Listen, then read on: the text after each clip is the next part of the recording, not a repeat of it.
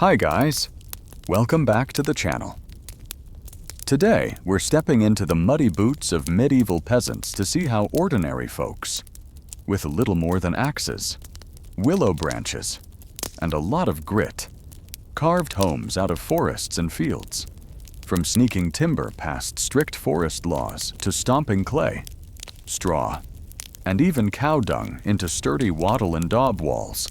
Their resourcefulness will blow your mind. If you love gritty history, smash that like button, hit subscribe, and ring the bell so you never miss an upload. Drop a comment below telling us what time it is where you're watching. Alright, now that you've smashed the like button and settled in, picture yourself waking up at dawn on a chilly spring morning in 14th century England. You're not a knight or a merchant, just an ordinary villager with calloused hands and a head full of practical worries. The first thing you notice isn't the rooster's crow or the smell of wood smoke. It's the land itself, stretching toward the manor in the distance. You can walk those furrows, plant your beans, and even graze a scrawny goat. But you don't truly own a single inch beneath your bare feet. Almost every acre you see belongs to the local lord or to the church. And that fact shapes every choice you make before breakfast. You might think land is just soil, but in the Middle Ages it is power, law, and religion rolled into one. About 95% of arable fields, meadows, and forests are controlled by someone above your station, and their rights are backed by royal charters and canon law. That leaves you in a precarious dance. You need ground on which to build a hut. Yet you must do so without stirring the anger of the estate steward, the reeve, or the parish priest. If you want to set posts, dig a foundation, or fell a single oak for your roof beam, you first have to kneel literally and request permission. Sometimes you kneel at the foot of the manor's dais during the annual court leet. Other times you trudge to the rectory, cap in hand, hoping your tithe is enough to smooth the way. The answer, more often than not, is a reluctant yes, coupled with new dues or a promise of extra labor at harvest time. Imagine the tension that builds when you decide to expand your household. Perhaps your eldest son is marrying, or your growing flock of children needs more space. You can't simply stake out a corner of the common pasture and start digging holes for corner posts. Each hole is a statement, almost a rebellion, because it changes how rents are calculated and how grazing rights are shared. If the reeve catches you sizing up a patch of unused ground, he'll remind you of the chevage, a head tax on every peasant who leaves the domain. Even if you aren't fleeing, any sign of independence looks suspicious. It tells the authorities that you might one day claim a freeman's rights, and they can't have that. So you weigh your options over stale ale at the village alewife's bench while gossip swirls around you. One neighbor boasts that he bribed a forester with a fresh goose to ignore his illicit cottage by the river. Another warns that the bailiff fined her brother 2 sous for assarting, or clearing scrubland without a license. That fine may sound small, but in a world where hard cash is scarce, 2 sous can mean the difference between a seed loan and a hungry winter. Worse still, repeated offenses can escalate to corporal punishment, loss of a hand or an ear, meant to remind everyone that the king's forest laws are no joke. Let's say you decide to play by the rules. You shuffle through the manor gate at the next feast day, hat pressed to your chest, and petition the Lord Steward for a building site.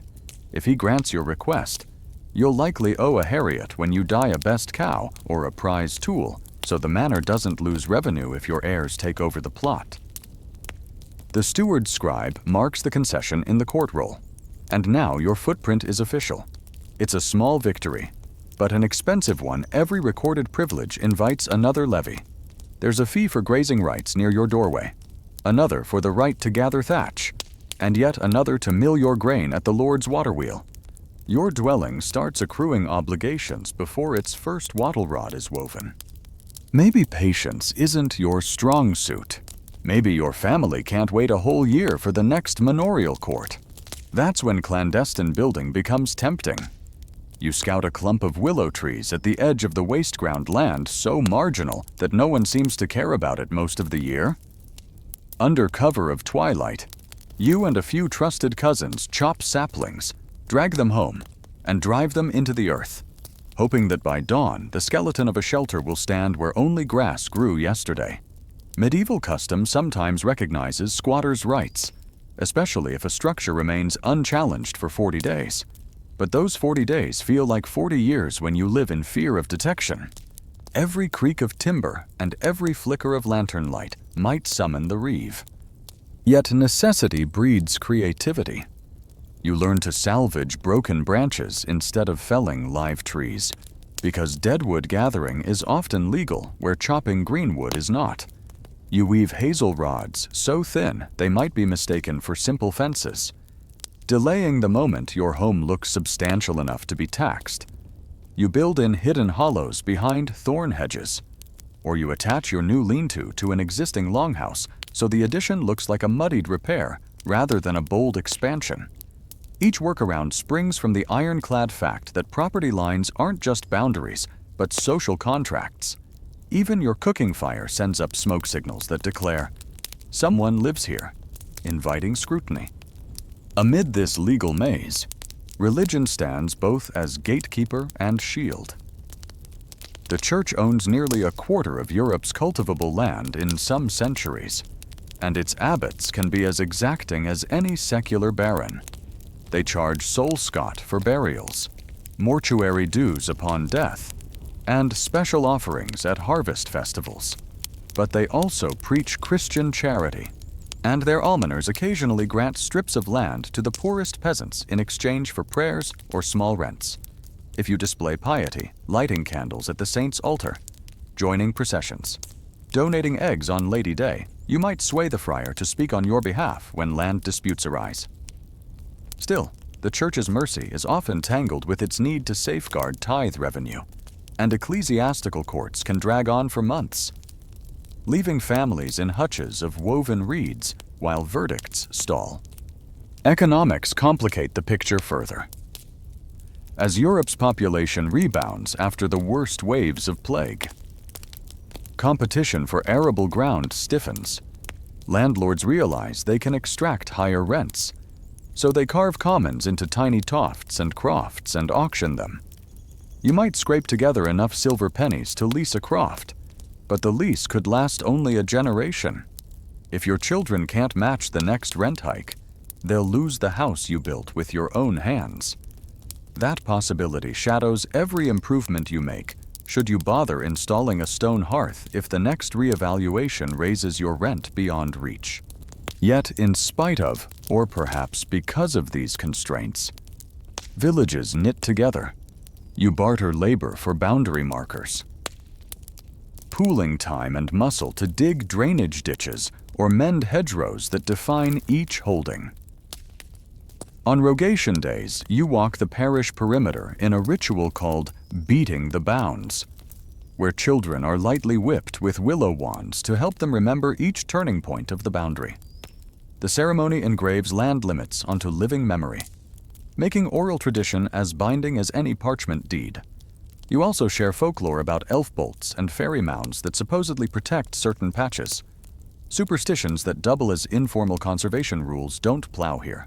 Don't cut there. Leave a living landmark for future generations. All of this affects your house before you even lay the first sill beam. Your walls and roof aren't merely shelter, they're legal markers, economic calculations, and spiritual statements. They proclaim your family's status, broadcast your fealty, and test the elasticity of custom. When a traveler cuts across the field and sees smoke curling from your thatch, he reads more than warmth. He reads a chapter of medieval jurisprudence. Your cottage tells the world how audacious, obedient, or desperate you are. So as you stand with muddy boots on that patch of contested earth, you embody a constant negotiation. Each spadeful of soil you turn and each willow wand you weave whispers a question to the powers above. May I stay? The reply isn't written in stone. It's revised each season by rents, harvests, and moods at the manor court. Understanding this fragile claim to land and the invisible threads tying you to lords, priests, and neighbors is the first step toward appreciating the sheer grit it took to build a medieval home from scratch. Only after wrestling with those constraints do you lift your axe to fell the tree, trusting that permission, luck, or stealth will let your dwelling rise and your family endure. Now that you've wrangled your elusive patch of ground, you have a brand new challenge picking the exact spot where your walls will rise. You can't simply pound stakes wherever your heart feels poetic. Every shovelful of earth must answer a ruthless checklist: water, timber, and safety, because one wrong decision can doom the household you fought so hard to legalize. Start by kneeling down and grabbing a fistful of soil. If it feels spongy, clings to your fingers, or smells sour, walk away. Marshy loam breeds mosquitoes in summer and turns to a skating rink in January. You need firm, well-drained earth on a gentle rise, high enough that spring floods from the nearby brook never lap at your doorstep. Floods matter more than comfort, they decide life expectancy. One reckless thaw can drown livestock, soak stored grain, and rot wattle walls from the ground up. So you search for a dry knoll, a phrase every peasant knows by heart, meaning a patch of gravel or sandy clay 2 or 3 feet above the floodplain. Yet elevation without water is useless. Your family and animals drink a combined 40+ gallons a day, and you can't squander time trekking half a mile for every bucket. Thus you stand with arms outstretched, marking an invisible radius within 5 minutes' walk. You need a stream, a spring, or at least a reliable well, if nothing obvious appears. You study vegetation. A crown of alders nodding in one corner of the meadow whispers that a hidden seep lies underneath. Willows, bulrushes, and meadowsweet dial up the odds of groundwater close to the surface. You memorize these botanical hints the way modern folks learn street names. Water and dryness balanced. Your next obsession is wood. Medieval houses are timber skeletons first, and living spaces second. So the trees you choose dictate how fast, sturdy, and affordable your build will be. Ideally, you want mixed woodland within a quarter day's haul, close enough that even an old ox can drag a beam before nightfall. Oak for load-bearing posts, ash for joists, hazel for lattice, willow for wattles. Each species has a purpose, and hauling any of them farther than necessary bleeds daylight from an already packed schedule. Lay your palm on a trunk and feel its girth. Imagine the sweat it will cost to fell, trim, and skid it home. If the woods stand too far, the tree owns you, not the other way around. Because timber is precious, entire villages sometimes relocate when nearby copses thin out. You've heard the stories while sharing ale great-grandparents abandoned a riverside hamlet 50 years back because the alder groves were logged to nubs, forcing them uphill toward younger birch stands. That mobility feels radical today, but it's baked into rural memory. Foundations are shallow, social ties portable, and lordly rents flexible enough that a manor court will usually rubber stamp a move if it keeps tenants productive. So, as you scout, you quietly ask yourself a generational question. Will this spot feed my grandchildren's saws? Timber economics shape sunlight decisions. 2. Position your longhouse east-west so the rafters cast equal shade morning and evening, slowing ultraviolet damage to thatch. Angle the narrower gable toward prevailing winds, usually from the southwest, so storms crash against the smallest surface. Meanwhile, orient the front door to catch low winter sun, yet avoid midsummer glare. You've no compass, but you track sunrise through the seasons where the first ray hits the hedge on St. George's Day in April, often guides where you'll sit by the hearth at Yuletide. Wind itself is ally and adversary. A steady breeze vents smoke through the thatch, drying the roof and keeping vermin shy. Too much wind, and sparks leap onto wheat stubble, inviting catastrophe. You plant natural breaks, quick-growing willow pollards or thorn hedges upwind of the site. They'll mature in 5 years, quick by medieval standards, and double as fodder. Fuel, and woven fencing. The art is leaving enough gaps that air circulates without roaring. Soil hardness decides digging labor. Pick a spot where the first 6 inches are soft enough for a wooden mattock, yet dense below, so corner posts won't tilt after the 10th frost. Clay subsoil is a friend here. Driven stakes grip it like nails in old oak. If you can't have clay, mix gravel into post holes or pack potsherds around the timbers. No one writes these tricks down. You learn them by watching elders tamp earth with ash-riddled feet every Michaelmas. Because livestock share your world, you draw a mental map of their flow. Your cows must tramp to pasture dawn and dusk. Chickens forage by the dung heap. Geese waddle toward the pond. You arrange doors, pens, and pathways to avoid bottlenecks that churn soil into muck. Likewise, you set the dung pit downhill from the well, lest runoff taint drinking water and spark dysentery. Medieval sanitation is half instinct, half folklore. But you've seen enough funerals to take it seriously. Proximity to neighbors rounds out the equation.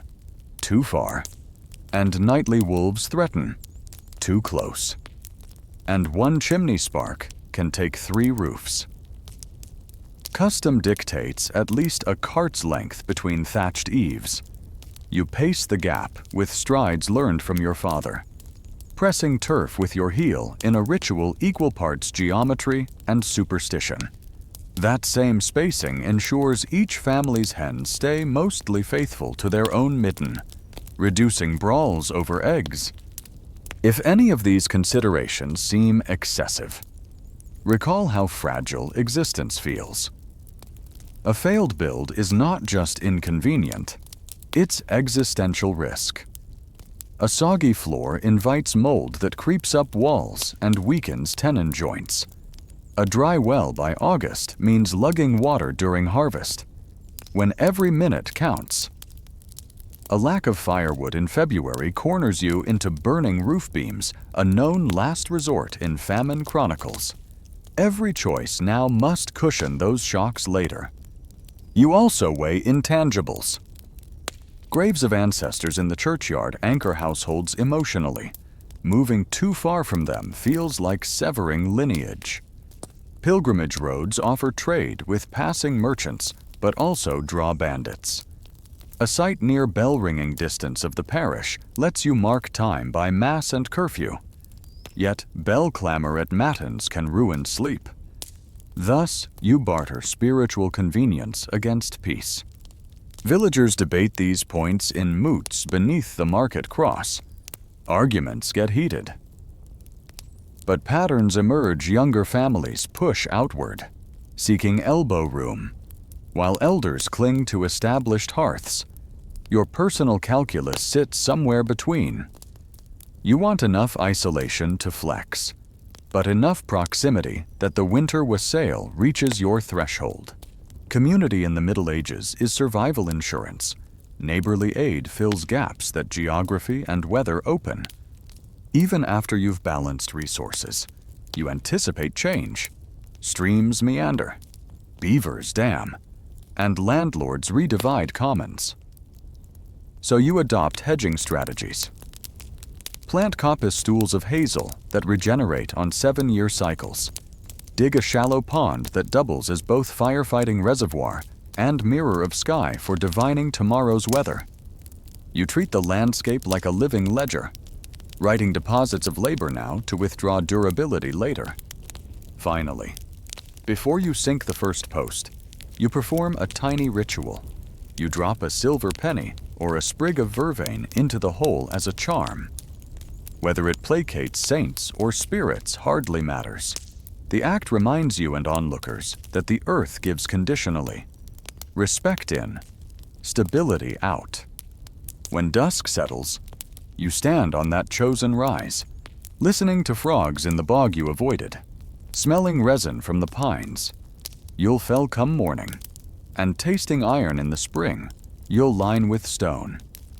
Behind you glimmer ember lights from other homesteads, proof that generations before you weighed the same variables and found answers good enough to endure. Tomorrow, your decisions join theirs, etched into the parish's living map, and with every rake of soil you turn, the fragile privilege you earned in the manor court transforms, little by little, into a place you can finally call home. Dawn breaks orange gold over the knoll you claimed, and the first thing you notice is how cramped it already feels. The house you plan will fit. But what about a kitchen garden, a pigsty, a bit of barley to keep the alewife happy? All that takes space, the manor roll never mentioned. So your eyes drift toward the tangled edge of the neighboring hardwoods, where sunbeams pierce a cathedral of trunks. Those trees stand between you and a future free of rationed vegetables and borrowed grazing.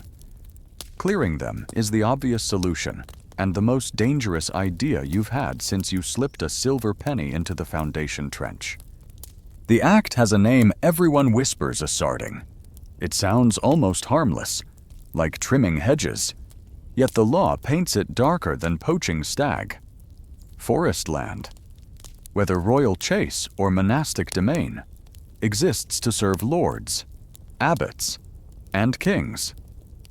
Chopping even a single live oak without permission is technically theft. Uprooting a whole stand is rebellion. Punishments range from punishing fines that gut a family's winter stores to public mutilation, the forester's blade taking a hand so the culprit never lifts an axe again. You've heard wide-eyed tales at the ale bench. A man in the next shire lost 3 fingers for ring-barking saplings. Another had his cottage razed as an example. Yet the same storytellers wink and admit they've borrowed plenty of timber under moonlight. Everyone gambles. Not everyone is caught. You begin the game by scouting at midday, when honest folk work open fields and the woods sit empty. Count your paces from the brook to a stand of young ash, roughly 200. If you cut here, the clearing will stay hidden behind older trunks, yet still sit close enough to drag beams home in a single afternoon. You kneel, press a palm to moss-coated bark, and listen. Woodpeckers rattle overhead. Otherwise, silence. Good. Next, you dig a shallow divot with your boot. The loam is rich, not the sour peat of low swales, which means crops will take quickly. You imagine cabbages swelling in the sun where shadow reigns now, and the risk feels almost logical. Risk calculation matters. The manor court meets in 6 weeks. If the steward discovers fresh stumps before then, he'll tack an illegal clearing fine onto Michaelmas rents, but an older stub, its sap dried and covered in fungus, can be passed off as stormfall from last winter's gales. That timeline guides your calendar fell trees now. In late spring, let them season under stacked brush, and by Judgment Day, they will look half a year old. You mark trunks with barely visible hatchet nicks low enough that casual passers-by won't notice, high enough for you to recognize in darkness. Night works best for felling, yet axes ringing through still air carry far. So you recruit help your brother-in-law, who wants walnut for a cradle, a neighbor whose thatch needs fresh rafters, and a cowherd hoping to plant peas where brambles choke calves. You barter shares of the cleared ground for muscle and silence. After supper, the 4 of you gather on the knoll, muffling tools in linen sacks. Each head swivels toward the manor tower. Half expecting a lantern's bob, none appears. Inside the tree line, you work like stagehands changing scenery. One man scores wedges, another drives them. 2 guide ropes so trunks fall precisely between marked stumps. never across game paths that betray new scars. Sap bleeds pale under moonlight, smelling of vinegar and apples. When a beach crashes, the ground trembles in your ankles, and the thrill feels subversive, almost addictive. You strip branches, stack logs, and scatter top limbs to disguise order with chaos. Stumps you smear with muddy swine fat mixed with ash. Foresters searching for fresh cuts feel roughness, not slick sapwood. By cockcrow, a ragged rectangle lies open to the sky. You're bone-tired but exhilarated. Still, evidence remains chips. Fresh-turned earth, incriminating drag marks. Daylight hours become a cleanup sprint. Smaller boughs feed the cooking hearths of every accomplice spread the fuel. Dilute suspicion. Shavings line goat pens where dung soon masks their origin. Drag roots you disguise with bundles of reeds, sweeping until hoofprints blend like old traffic. Before sunset, you sow field peas and rye between stumps. The quick crop greens fast, making the patch appear ancestral to any casual surveyor. Yet paperwork haunts even secret clearings. When tithe collectors visit at Lammas, they'll note extra sheaves and wonder why acreage grew. Some peasants bribe them with honey or candle wax. Others claim good harvest luck. You prepare a subtler defense boundary ambiguity. The manor map is hand-drawn, full of wiggles. You and your neighbor quietly shift a stone marker 2 ox lengths east, arguing that last winter's flood washed it. In a world without precise surveying, doubt is armor. Law isn't your only adversary. Forests feed communities in ways fields can't panage for pigs, berries for children, kindling for widows. Clear too much and you invite village resentment. So you adopt a code of restraint. Leave a belt of hazel and elder along paths for public gathering. Spare mast-bearing oaks that fatten swine each autumn. Plant quick-growing willows at the clearing edge so coppice remains available. You're stealing space. Yes, but you aim to remain a neighbor, not a robber baron. Superstition offers another layer of diplomacy. Before you burn the brush pile, you toss in a sprig of St. John's wort, thought to appease woodland sprites angry at lost shade. An old crone once warned that clearing without offering invites blight sick cows, miscarrying sows. Whether true or not, the ritual costs nothing, and peace of mind is worth a handful of herbs. Weeks pass. Every dawn, sunlight splashes into the new plot, warming seedlings and drying dew on half-seasoned logs. You use slack hours to peel bark, best done while sap still runs, then lean beams against your half-built frame to cure.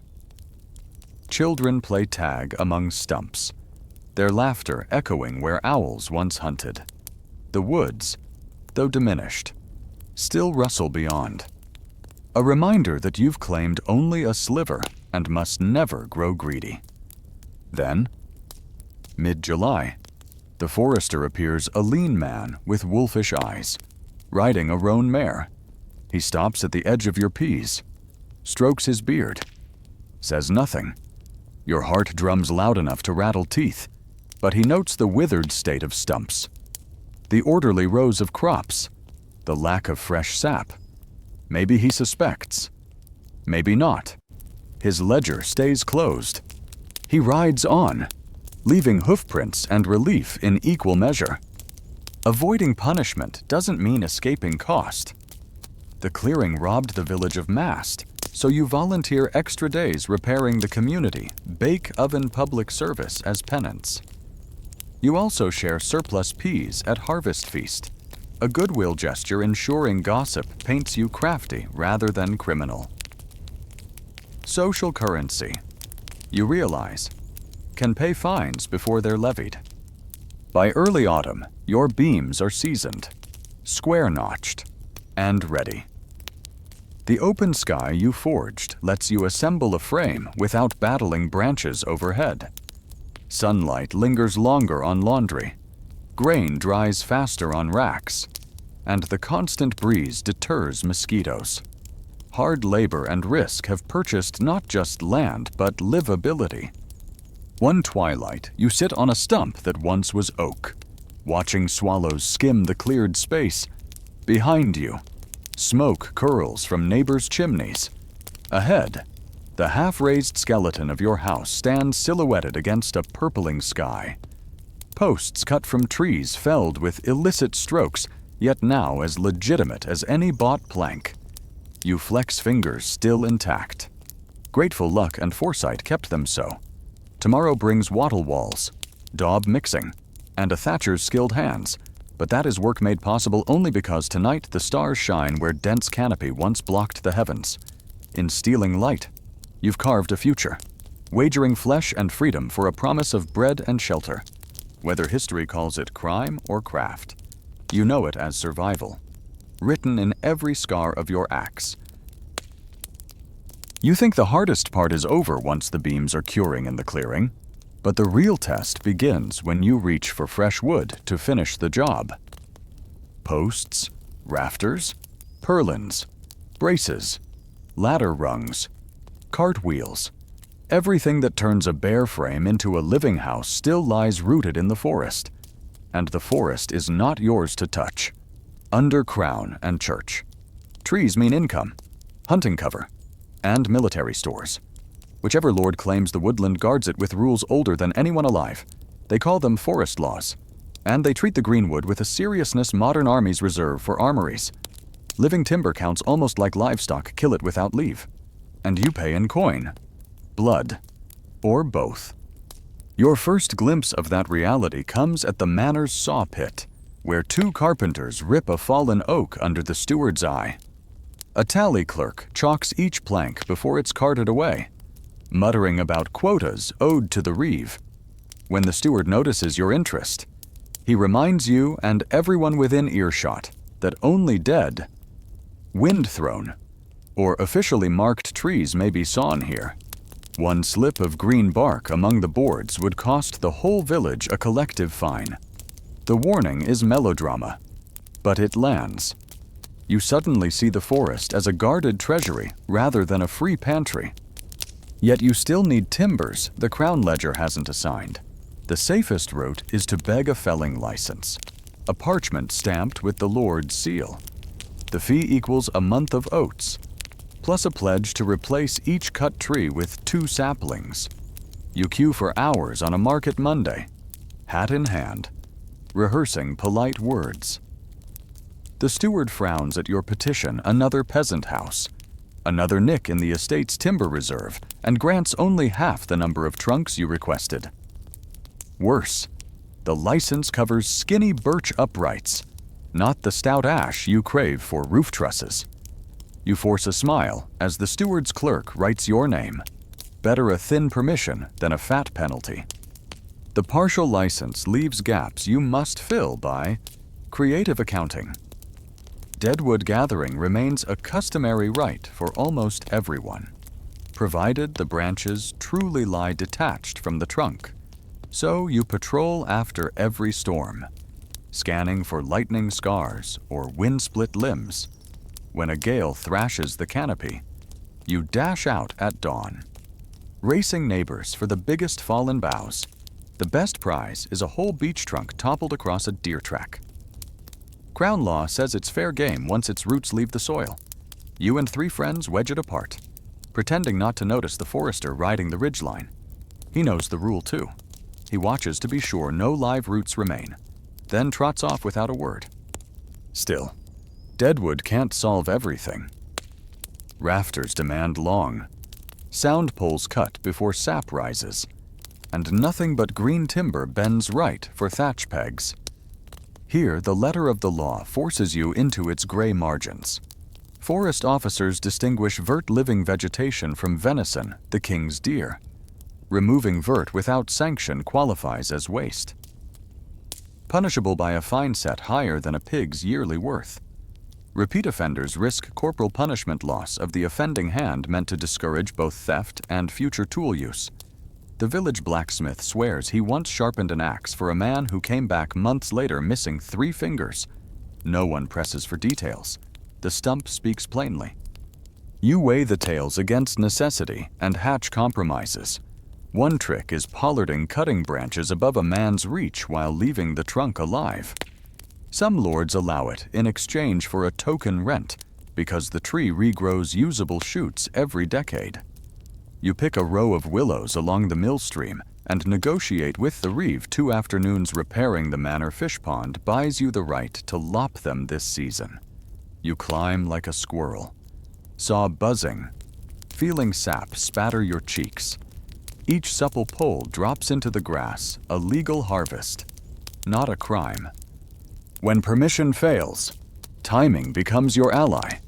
Forest patrols thin at lambing and harvest.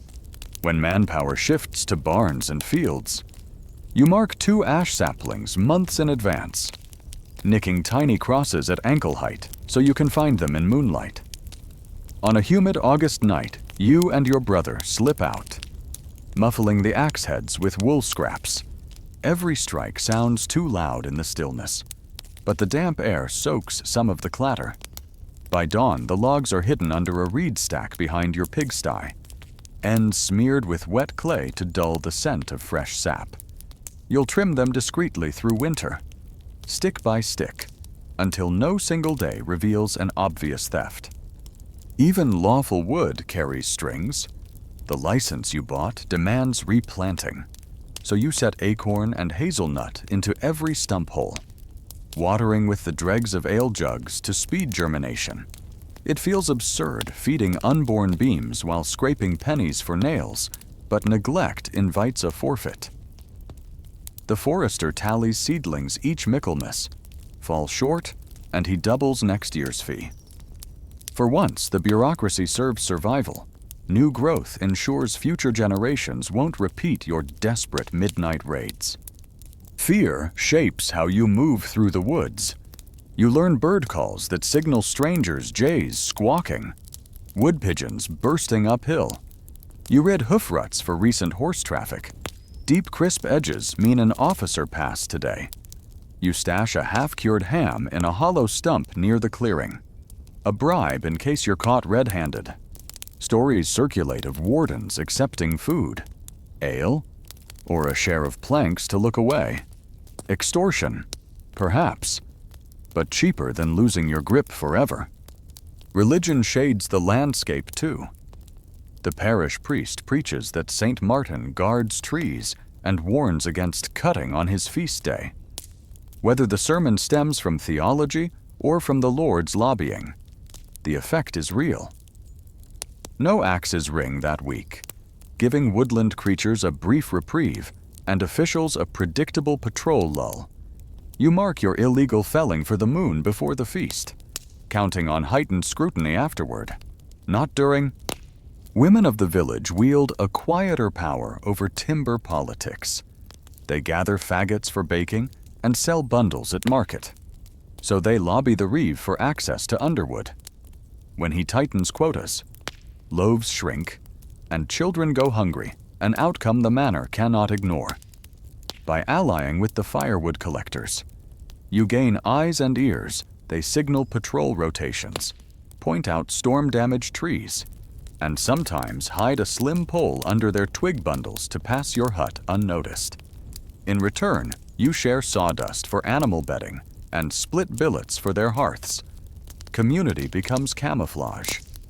Eventually, your house nears completion rafters notch into tie beams. Purlins span like ribs. Willow rods await wattle weaving, standing beneath the frame. You run a hand along grain that risk, barter, and occasional bribery delivered. Each piece tells a story, birch uprights stamped with the steward's seal, ash rafters felled in secret, beech beams scavenged fair and square. The mix feels almost poetic, lawful and illicit fibers intertwined like the village itself, half obedience, half defiance. One crisp November afternoon, the royal forester rides through again. He reins in, eyes narrowing at the fresh construction. You brace for inquiry, but he merely notes the saplings planted in neat rows where stumps once stood. He tips his hat, perhaps calculating that a thriving coppice will benefit the estate long after your cottage sags. You exhale, shoulders dropping 3 months of tension in a single breath. Night falls and you sit by a small fire of bark scraps, listening to wind comb through remaining treetops.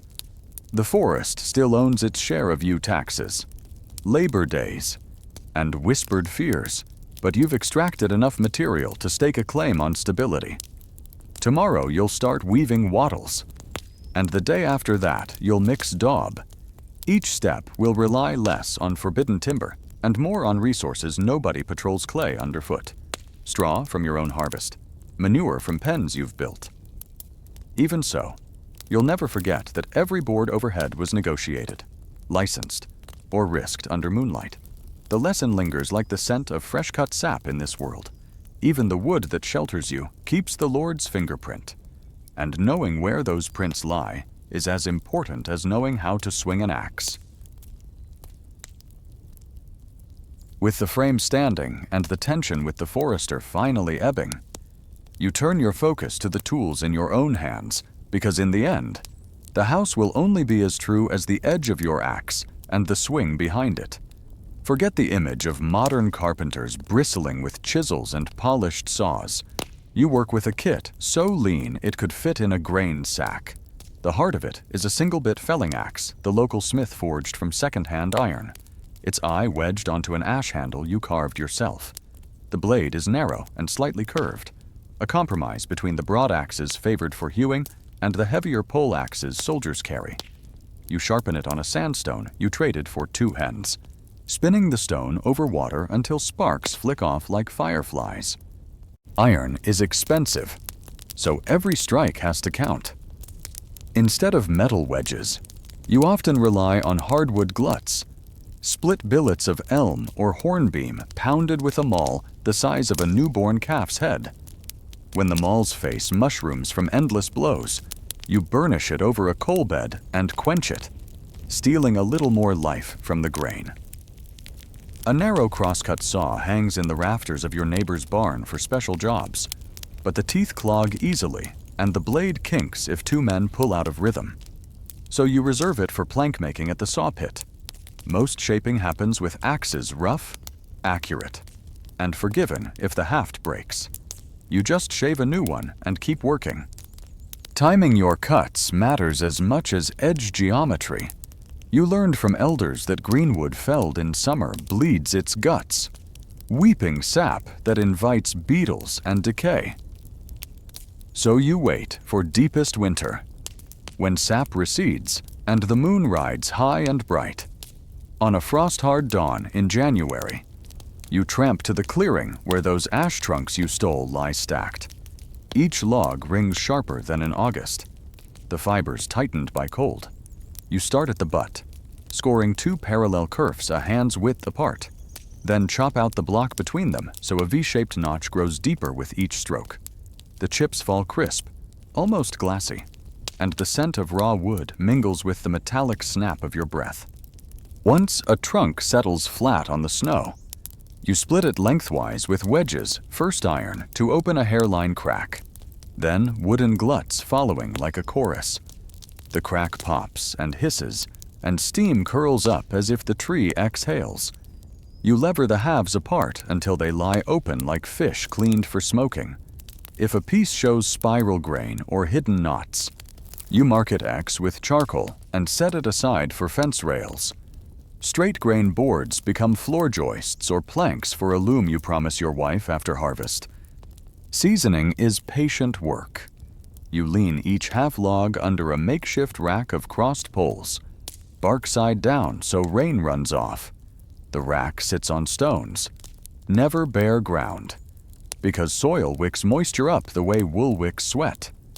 Gaps between poles let winter wind snake through, drawing sap out slow enough to prevent checking, but fast enough to discourage fungus. You leave the ends unsmeared so drying starts there. Later, you'll trim away any splits, wasting inches instead of whole feet. By Easter, the wood will have dropped a third of its weight. All water, the village mason jokes, and water builds soggy walls. While beams cure, you hew those already seasoned. You balance a log on 2 trestles, stand above it, and strike almost vertically, letting the axe bite, then lift a sliver the length of your palm. Each pass leaves a scallop you flatten on the next, slowly squaring the round into a beam with 4 rough faces. The rhythm is hypnotic.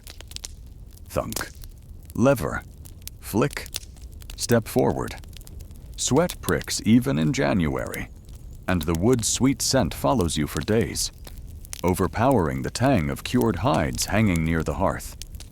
To shape mortises, you burn first, drill second.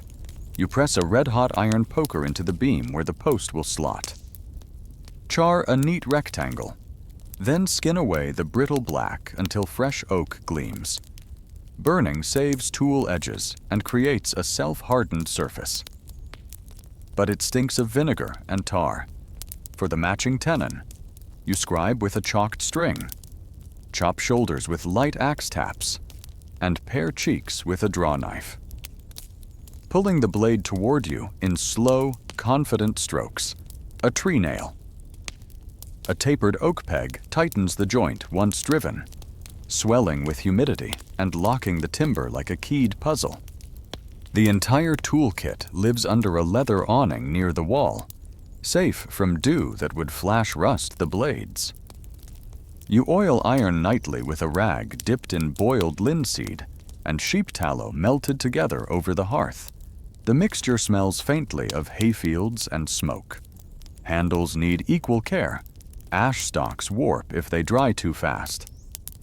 So you store replacement blanks in the rafters above the cook fire, where hot air seasons them slowly. A well-fitted haft is an extension of your spine. Loose ones kill, skipping off knots into shins or shattering under load. Children learn early to mind the tool zone. Your eldest daughter turns the grindstone while you press steel to grit, singing psalms to keep cadence.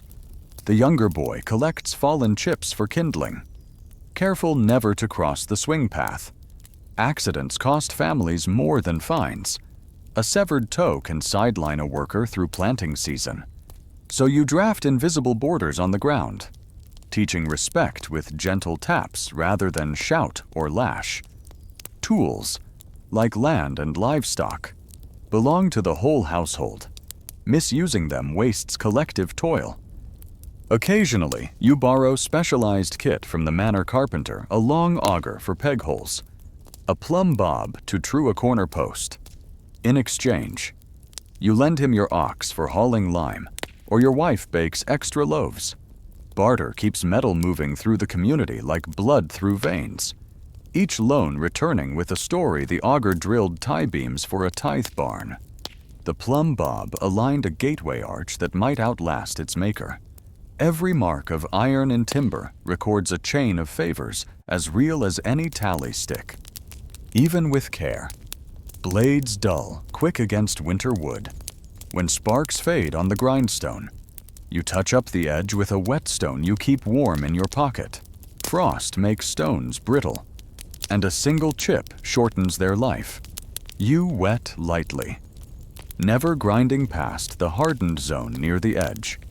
Too much loss means reforging, and charcoal for the smithy eats into grain stores.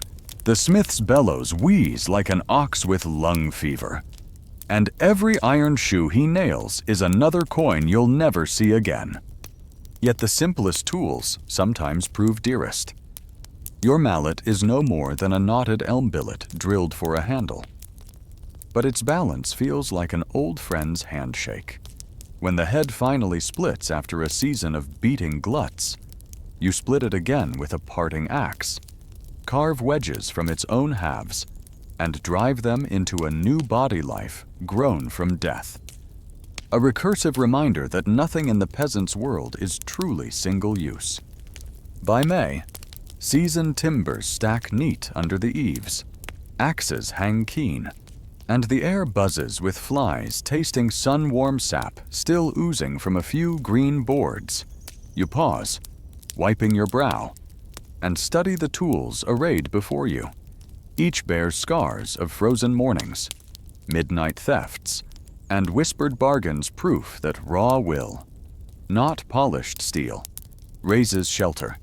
Soon you'll climb the frame again, but this time with confidence. Every tree nail, every brace, every beam has felt the bite of edges you keep honest. In a land where lords measure power by the trees they own, your greatest wealth lies not in stolen timber, but in the skill to turn it into something that can outlive those lords. By harvest, the thatcher's straw will hush rain on the roof, and winter winds will rattle shutters you planed true on a crook-backed bench. Inside, the same axes now rest quiet, blades black with pitch, handles oiled to a soft shine. They have earned their winter sleep, and so have you. Tomorrow brings daub and plaster, hearthstones and thresholds. But tonight you drift off to the scent of drying wood and beef tallow, trusting the lean kit beside the door to stand ready the next time the world demands that you carve a space of your own. With your tools tuned to a razor hush and seasoned beams stacked like promise under the eaves. The next question isn't how to cut, it's what to cut. Each species in the woods carries its own secret job description, and your house will stand or sag according to how well you translate that language. Think of the forest as a rough-hewn lumberyard. Oak offers muscle, ash brings spring, hazel weaves tight, willow flexes, and even nettle stalks, drying in summer sun, lend surprising strength to walls thin as a dream. Choosing one tree over another is less whim than choreography matching weight, grain, and moisture to the beat of gravity and time. Start with the heavy lifters. When you step beneath the half-built frame and peer up at the sky between rafters, you're really staring at a series of questions only oak can answer. You need posts that laugh at rot, braces that shrug off wind, and tie beams that refuse to warp when the roof settles under its first snowpack. Oak's pores fill with tannic acid, letting bugs taste poison instead of supper, and its fibers lock together tighter the drier they become. Fell the trunk thick enough for a man to wrap both arms around. Strip the bark quickly so beetles can't burrow. Then stand the logs upright so sap drains like blood from game. Square the heartwood to expose 4 faces, and save the offcuts as wedges for driving mortise joints.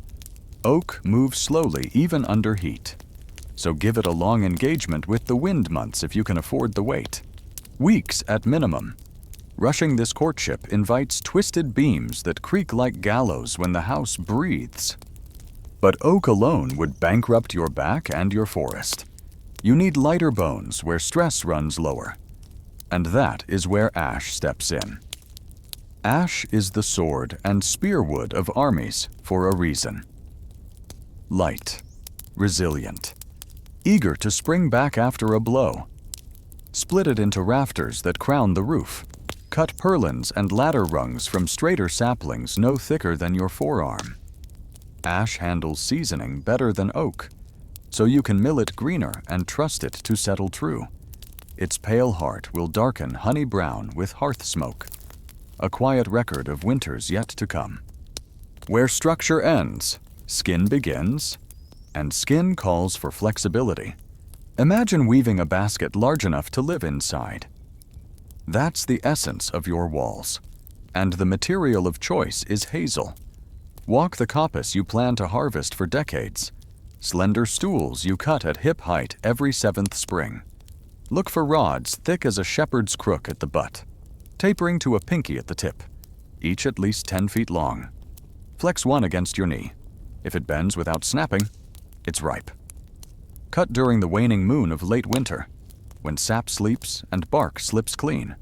Bundle the rods and stand them butt down in the pond for a fortnight. The water leaches out bitter sap and leaves fibers supple for weaving.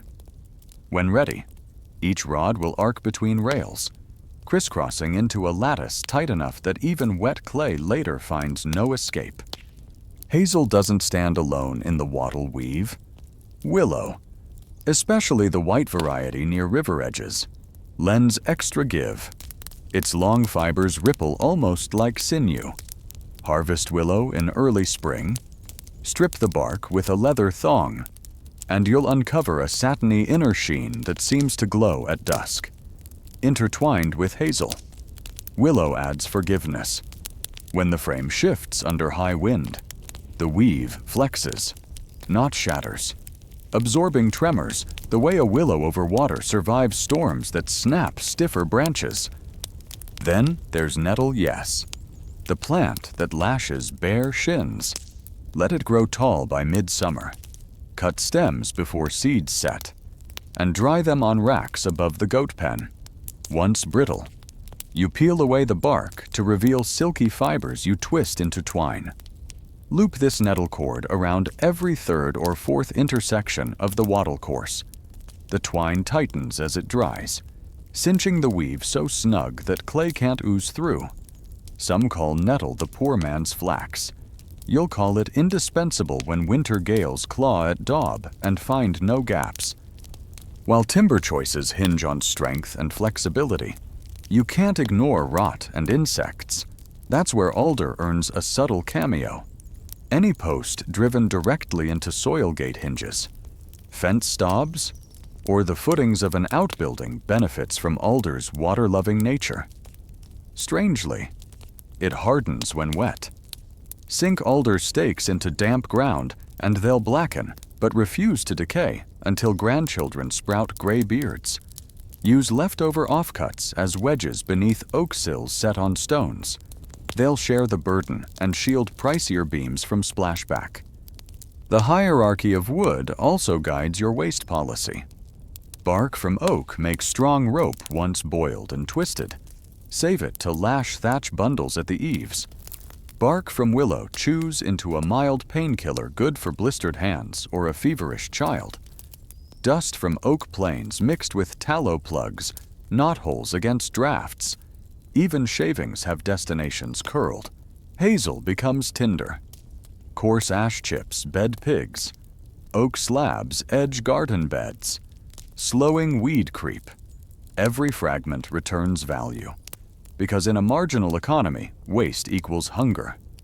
As you sort species, consider color and comfort. Floorboards cut from beach glow warm under lantern light. Their fine grain splinters less under bare feet. Elm, twisted though it grows, serves as stool tops and door planks. Its interlocking grain stands up to kicking boots. Chestnut, rare in your shire but prized for fence rails, scares woodworm with a tang that reminds you of green apples. If a traveling cart ever sells a few lengths, you'll trade surplus eggs for enough rail to border the herb patch. Knowledge of which tree suits. Which task doesn't come from books. It comes from storms, blisters, and funerals. You remember the winter old Martin's house collapsed. He'd used poplar for corner braces because it split so sweetly under an axe. Poplar's soft heart shrank as it dried. Tenon slipped, and one January gust buckled the wall. Martin escaped, but his grain stores did not. From that day, every child in the village could recite the rule poplar for plow handles, never for posts. Similarly, willow rafters on young Ellen's cottage sagged under wet snow, forming pools that dripped and chilled the baby's bones. Lesson carved in frost willow weaves, ash shoulders. Choosing correctly also buys political peace. Lords notice majestic oaks vanishing, but few bother counting hazel rods. If your clearing yields 15 fresh stools this season, you can harvest them openly and resprout in 5 years, proving stewardship rather than theft. Displaying a coppiced hedge along your boundary sends a message this family thinks ahead, replaces what it takes, and therefore deserves leniency when requests reach the manor court. Stewardship isn't just ecology, it's reputation insurance. By midsummer, you've assembled a pallet. Sturdy oak beams seasoning by the smokehouse, Elastic ash rafters stacked under eaves, bundled hazel and willow rods arching like fishing poles, nettle twine coiled in a pottery jar, alder stakes soaking in the trough, leaning against the frame. You can almost see the finished walls, whitewashed daub hugging a skeleton of wood chosen with the precision of a bowyer matching arrow to bow. Each species will soon disappear beneath clay, lime, and thatch, yet their secret virtues will echo every time the door opens, every time the wind rattles shingles and finds the house unwilling to yield.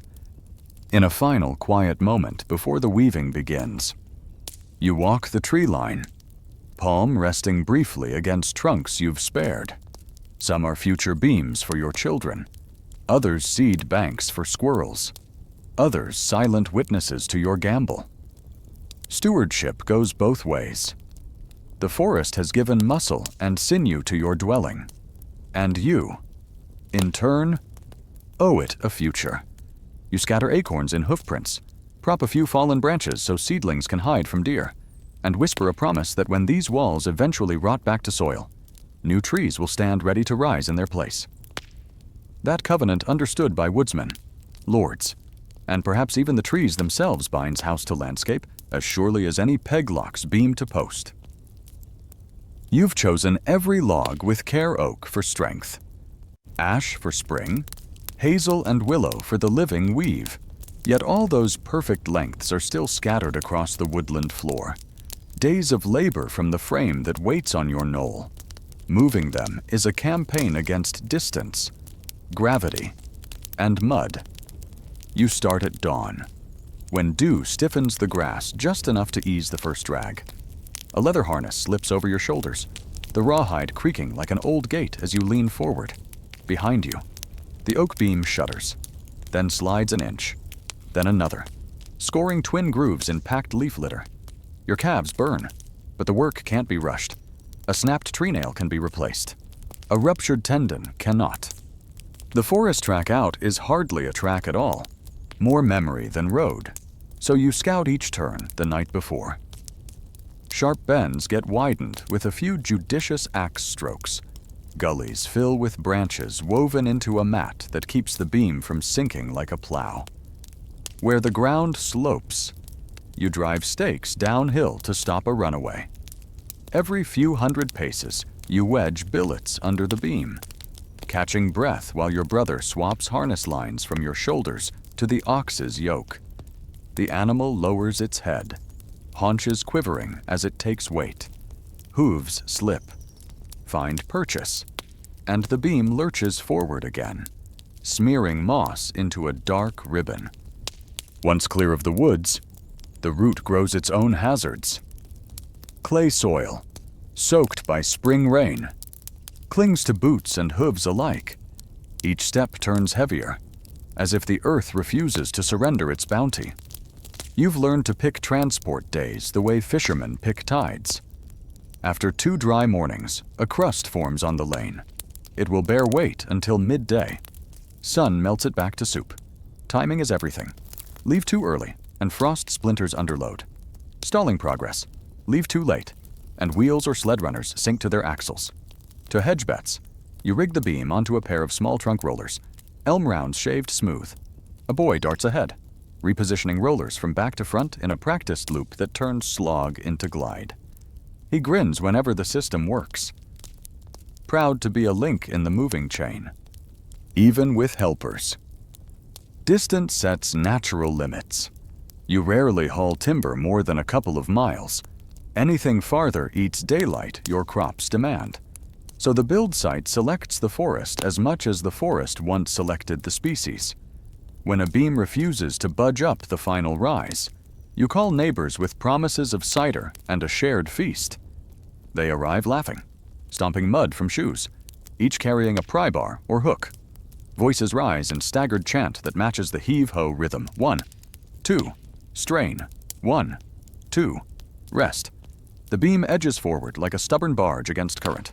With a final surge, it slides into the yard, gouging a furrow that will serve as a makeshift saw pit. Not every log gets hauled whole. Long ash destined for rafters might ride intact, but crooked limbs become lighter on the spot. You quarter them with wedges, then split again until each billet can be balanced on one man's shoulder. Splitting isn't just about weight. It reveals hidden flaws. A rotten core shows itself in the split face. Saving the heartache of discovering weakness high on the frame, the offcuts stack into quick-burning kindling, the waste pile growing into next winter's heat. Nothing travels that doesn't earn its keep. Waterways tempt you with their lazy promise. Tie the beams into a raft and float them home on the current. But your parish brook meanders like a drunkard, choked by alders and sudden shallows. You try once with smaller willow poles. Learn quickly how a snag can flip a raft and soak a week of labor. From then on, you stick to dry land, trusting muscle and patience over fickle water. Where the lane crosses the stream, you reinforce the ford with stone fill scavenged from a ruined wall. Each cartload of rubble costs another detour, but pays dividends when the ox drags the heaviest oak over water without sinking fetlock deep. To reduce weight, you sometimes rough-hew beams in the forest, a broad axe and adze bite until each face shows clean sapwood, shaving pounds and smoothing surfaces that would otherwise snag on roots. Chips pile at your feet like curled leaves, and the smell of fresh-cut oak fills the glade. Birds fall silent for a moment, puzzled by the forest's sudden surgery, then resume their chorus as if condoning the theft. The partially finished beam feels almost eager to leave, slimmed down for its march to the build site. Every haul teaches new tricks. Grease the runners with tallow where mud clings, lash a bundle of straw beneath the beam's forend to act as a sled shoe.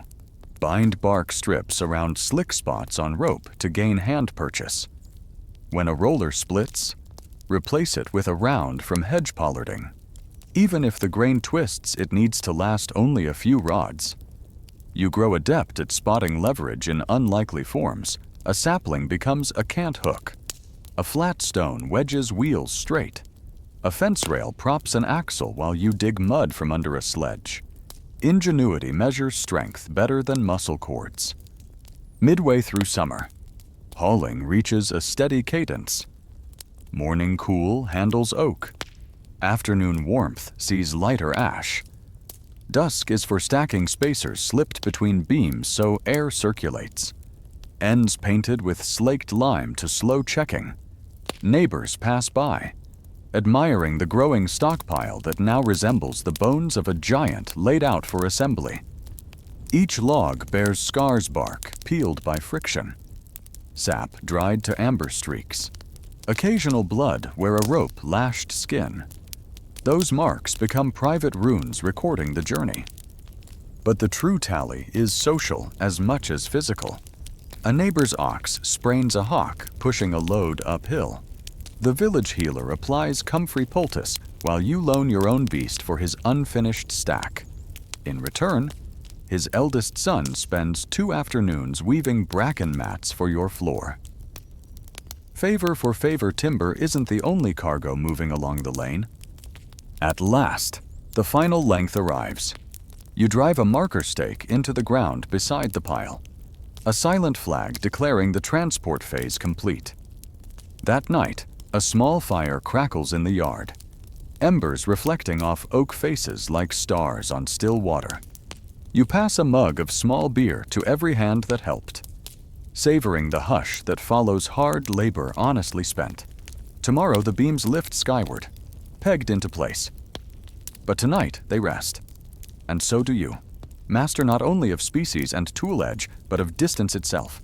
You have wrestled weight across mud and gradient, turned forest produce into ordered inventory, and proved that ingenuity yoked to persistence can shrink even the broad back of the earth to the measure of a few determined miles. The timber is finally home, resting in neat ranks beside the half-built sill like warriors waiting for orders. Now comes the moment when wood turns skyward and your clearing becomes a house in 3 dimensions. You rise before dawn, kick the embers back to life, and watch sparks swirl up into a pale spring sky. Today, you won't swing an axe, at least not much. Instead, you'll orchestrate muscle, leverage, and trust. First, you lay out the ground plan with a mason's cord soaked in soot, so its snap leaves crisp black lines in the dirt. Each intersection marks a post hole wide enough for a man's boot, and deep enough that the top of your head would barely clear if you stepped inside 2 feet. Give or take, but you aim for 2 cubits, the measure your father taught safe against frost heave and summer shrink alike. A clinker-made shovel loosens the sod. Then 4 neighbors trade turns with wide, flat spades. Tossing earth into tidy berms, you'll later tamp back as infill. The soil smells like iron and rain. Good sign. 2 sandy and posts drift. 2 clay thick, and water wicks up to rot the heartwood. This loam sits firm, yet drains your fortune in dirt form. While holes deepen, the women and older children array beams and braces in the order they'll lift. Each main post weighs more than a dressed hog, some nearly a quarter ton. So organization spares backs and tempers. You've planed shoulder notches the evening before, cutting mortises precise enough that each tenon will drop home with a single thump of the beetle. The joinery looks almost dainty compared to the raw bulk of oak. But you know those slots and pegs are where permanence lives. By mid-morning, the village gathers cousins, in-laws, the reeve with his ledger, even the parish priest with a hymn book. House-raising day is half work, half festival. No one turns down the promise of ale, meat pies, and the bragging rights of seeing their labor stand tall for generations. You hand out tasks, 4 lifters per post, 2 steadying at the foot, 1 caller to chant the cadence. Voices overlap. But soon a rhythm emerges. Up she goes. Rest up. She goes rest. Hazelnut wedges sit ready to level each base the instant it meets earth, because hesitation invites splintering. 1 slip would cascade through the schedule like a snapped bowstring. The first post looms over the hole. You guide the foot while the team heaves the head until it can't skyward. Then gravity lends a hand. The butt thuds into its cavity. Jarring teeth. A quick eye check confirms plumb. And a boy rams clay around the base with a rammer carved from elm. 2 passes of the level rule, and the post stands true. A ripple of cheers breaks free. Momentum matters. Success breeds confidence, and confidence breeds safety. You repeat the drill for the second upright, then shift to the tie beam that will lock them together. It's ash, lighter than the oak, but still no feather. 2 ladders lash to the posts, and you climb side by side with your cousin, beam resting on shoulders. At full height, your calves tremble, but you hold steady while ground crew wedges the lower ends of the ladders so they won't drift. The tenon noses the mortise, a gentle mallet kiss, and the joint swallows home like a cork into a bottle. A tree-nail oak dried hard slides through the draw-board peg hole. You drive it until the tip mushrooms, feeling the frame suck tight around itself. When you climb down, the rectangle stands solid enough that a child might think it has always been there. Lunch arrives in baskets, barley loaves, onions, hard cheese, and 2 jugs of small ale diluted for midday thirst. You eat, perched on a stack of braces, sweat cooling in the breeze, elbows bumping friends too busy chewing to talk. The reeve scribbles notes how many hands worked, how many beams raised data for the manor's never-ending tally. He casts a wary glance at each oak, perhaps remembering rumors of clandestine felling. But the priest's presence lends legitimacy no parchment could match. Work resumes with corner braces, these shorter lengths of oak, hewn triangular on the inside face, prevent racking when winter gales barrel up the valley. You and your brother drive the upper mortise pockets with chisels borrowed from the manor carpenter 2 shallow cuts, a split with the mallet, a quick pair to square the shoulder. The brace swings into place. locking the post and beam like a knee joint in sturdy bone. Every new triangle stiffens the frame exponentially.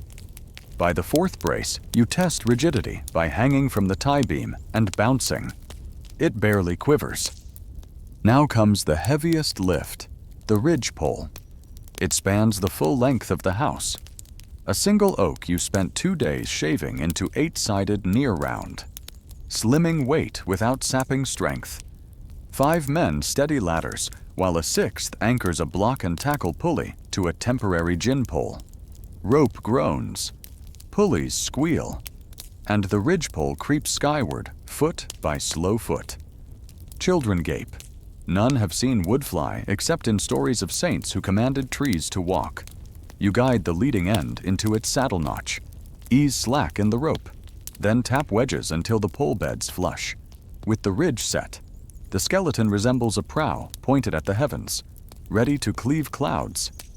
Afternoon shadows stretch, and muscles throb like drumskins. Yet morale soars. Women bring fresh water infused with mint.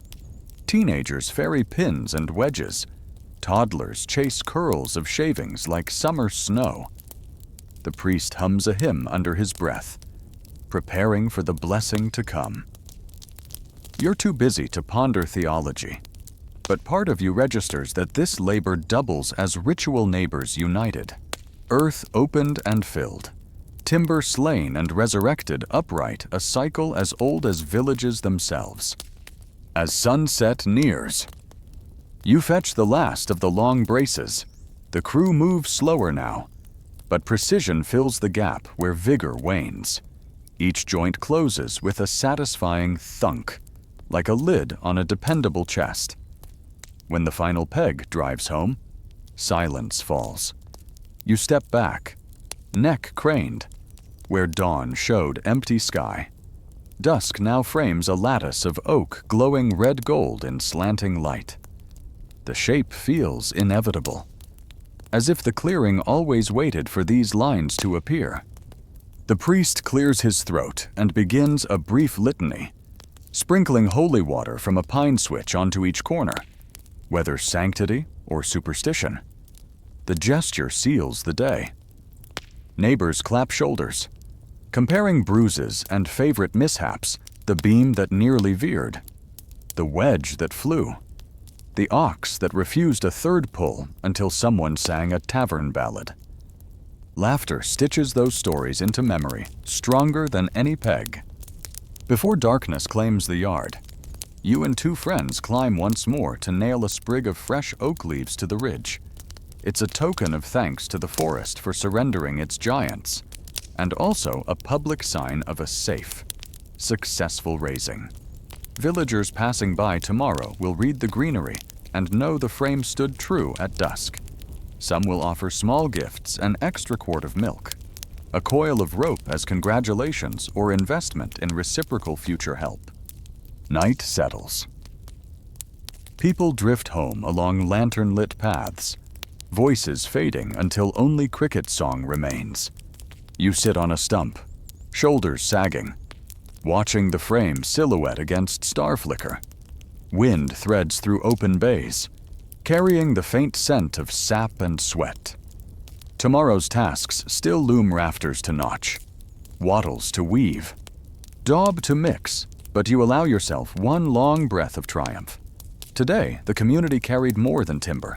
It carried your hopes, and you carried theirs. Each shoulder pressed to oak, each callus burning in shared cause. The skeleton overhead is proof that individual toil can reach higher when bound by fellowship, as sturdy as oak and as supple as willow. The frame rises behind you like a scaffold of promises, but at this stage, it is still just a loose skeleton uprights and beams leaning on faith. To turn that lattice into a single, breathing organism, you need joints so exact they become invisible veins inside the wood. No iron, no bolts, just shaped timber locked together by a marriage of geometry and moisture. That alchemy begins with the Mortise-and-Tenon. Picture each post as a patient and each tie beam as its matching socket. You start by laying a beam flat across 2 low trestles, marking the shoulder line with a chalked string so straight it could guide a plow. With a chisel, you score the outline, then chop down the cheeks in a series of rhythmic blows that send chips flying like errant snowflakes. The bevel of your chisel glints. Each stroke is shallow, deliberate, the edge guided by muscle memory more than sight. When the waste piece finally drops away, you pare the walls until they feel glassy under your thumb. That shoulder must register tight against the post, because any daylight there will magnify into a creek each time winter winds barrel across the ridge. The mating mortise is next. You flip the post and straddle it like a fallen tree across a stream, bracing your boots against knots for traction. Your auger, a crude spiral of iron smith welded around a rod, bites into the oak. You turn the T-handle slowly so the bit doesn't wander, cutting a line of pilot holes that outline the rectangle. Then you knock out the webbing with a heavy mortise chisel, wedge-shaped and stubborn. Each chisel thrust lands with a beetle's swing so deep the handle rings. Chips tumble free, exposing end grain that smells of tannin and cold earth. When the cavity approaches final depth, you square the walls with paring cuts, checking straightness by eye and by feel. The tenon should slide in without persuasion, but only just. Next comes the trick that transforms a snug fit into a self-tightening clamp. Draw board pegs. You cut tree nails from straight, knot-free oak saplings you harvested last winter. Each blank is split rather than sawn, which keeps the grain running unbroken from end to end, like the fibers of a bow. You shave them octagonal with a draw knife until they taper ever so slightly thicker at the head, slimmer at the tip. That taper matters. It will pull 2 pieces together the way a wedge tightens a wheel hub. Before you drive a single peg, you offset the holes. You insert the tenon dry. Clamp it flush to the post with a twig twisted through a temporary brace. Then bore a hole straight through post and tenon together. After removing the beam, you enlarge just the tenon's hole 1 dog hair closer to the shoulder, no more than 1/8 of an inch. When you reassemble and pound the peg home, the mismatch drags the tenon tighter, eliminating slack no eye could see. The post groans a little as fibers compress, then falls silent, locked. You work methodically around the frame. Each joint gets at least 2 pegs, sometimes 3 for the big tie beams that span the entire width. Corner braces, short and stout. Receive 1 peg above, 1 below, triangulating the load path so racking forces vanish into crossed grain.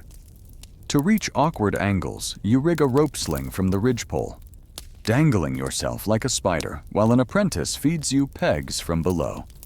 He soaks each in water just long enough to plump the outer fibers. Once driven, they will swell again with every humid summer, refreshing the clamp year after year. Why no iron nails first? Cost the blacksmith's tally would devour a month of oats for a single bucket. Second, chemistry iron rusts, expands, and stains oak black as tar. Third, movement wood shrinks across the grain as it seasons, but lengthwise it barely shifts at all. Nails grip only by friction. When the beam dries and loosens, the nail wiggles, creaks, then claws a bigger hole. A pegged mortise-and-tenon joint, by contrast, becomes tighter as seasons turn. In winter, the frame contracts around the pegs. In summer, rising moisture fattens them. The joint breathes, but never breaks. Your tools adapt to the rhythm. You keep a brace and several spoon bits hanging from a leather thong at your belt. After each hole, you tap the bit eye on a beam to flick out shavings curled like cinnamon fuel for tomorrow's cook fire. When the auger edge dulls, you tickle it on a pocket stone, mindful that overheating could draw the temper. Peg heads you. Nip flush with a broad chisel, then burnish with a fist-sized river pebble, sealing end grain so it sheds water like oiled leather. As the skeleton stiffens, the change is palpable.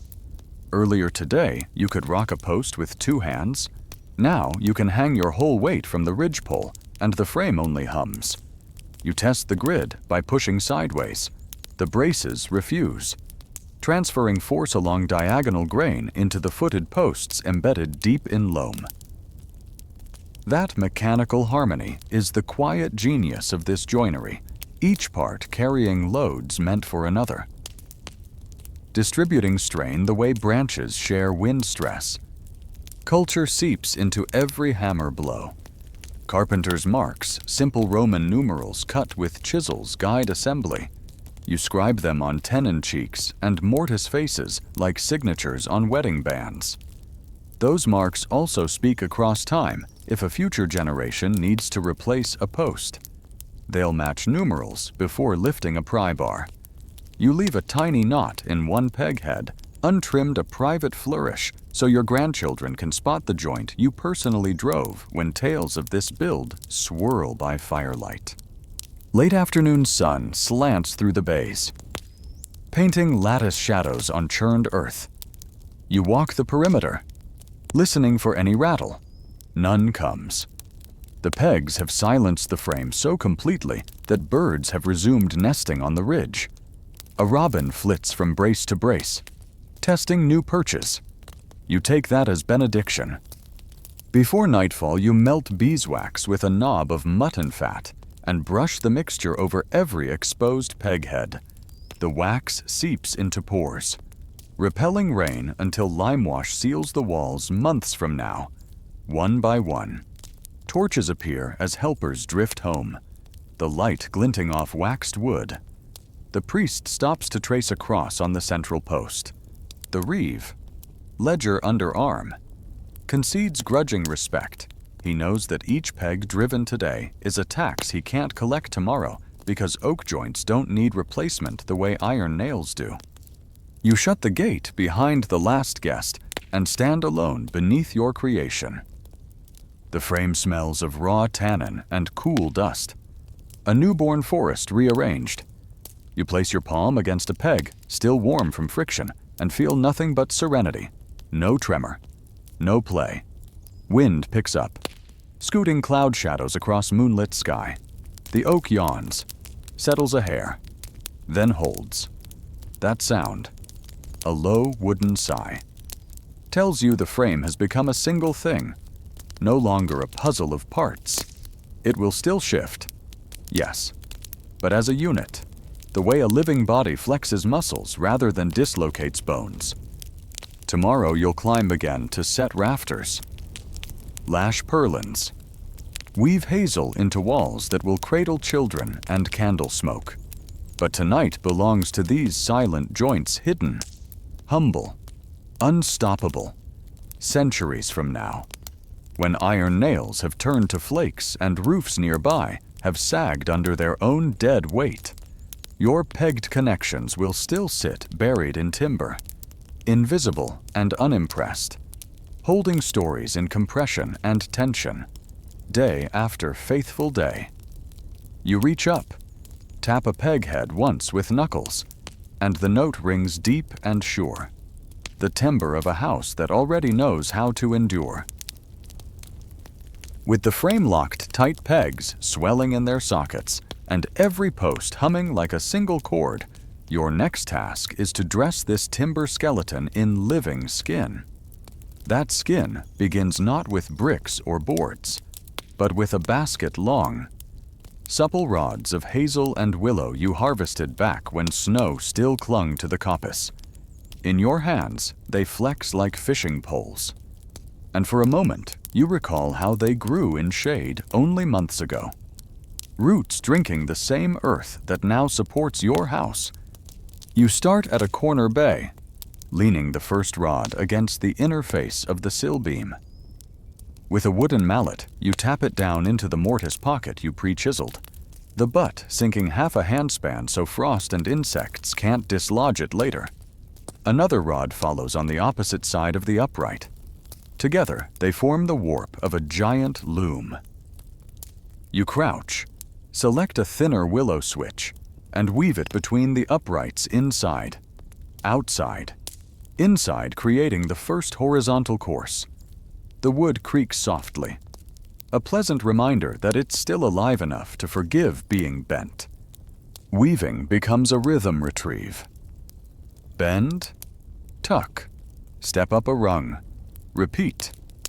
The rods spiral upward until a lattice spreads like fishnet from sill to wall plate. Where two rods cross too loosely, you cinch them with lengths of nettle twine pulled snug enough to bite. Every few minutes you step back, squinting to see daylight through the weave. Gaps no wider than a thumb are acceptable, but anything bigger will let daub ooze through. When a rod snaps, and some always do, you splice the break with a simple lapped joint, drilled and pinned by an oak sliver the thickness of a quill. Children gravitate to the weaving the way they flock to berry bushes. You give them slim willow whips and show how to snake them through the grid. Their smaller fingers make quick work of tight corners under windowsills. Laughter mixes with the rustle of rods and the slap of twine. Somewhere behind you, an older woman hums a harvest tune, and the frame begins to feel less like carpentry and more like community embroidery. By midday, the sun stands high, and the lattice on the south wall is finished. You test its resilience by placing both palms against the center and leaning your weight. The wall flexes but doesn't deform exactly what you want.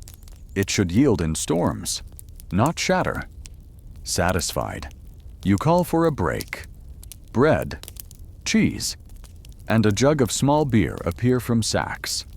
When you bite into the crust, you taste sawdust and sweat, but also progress.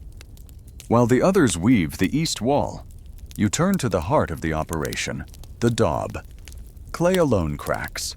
Sand alone crumbles. Straw alone blows away. But together, tempered with water and manure, they become a material that outlives generations. You stake 4 boards into a rough square on the ground, forming a low-sided mixing pen. Into this, you shovel clay dug from the riverbank, each spadeful hitting with a wet thud.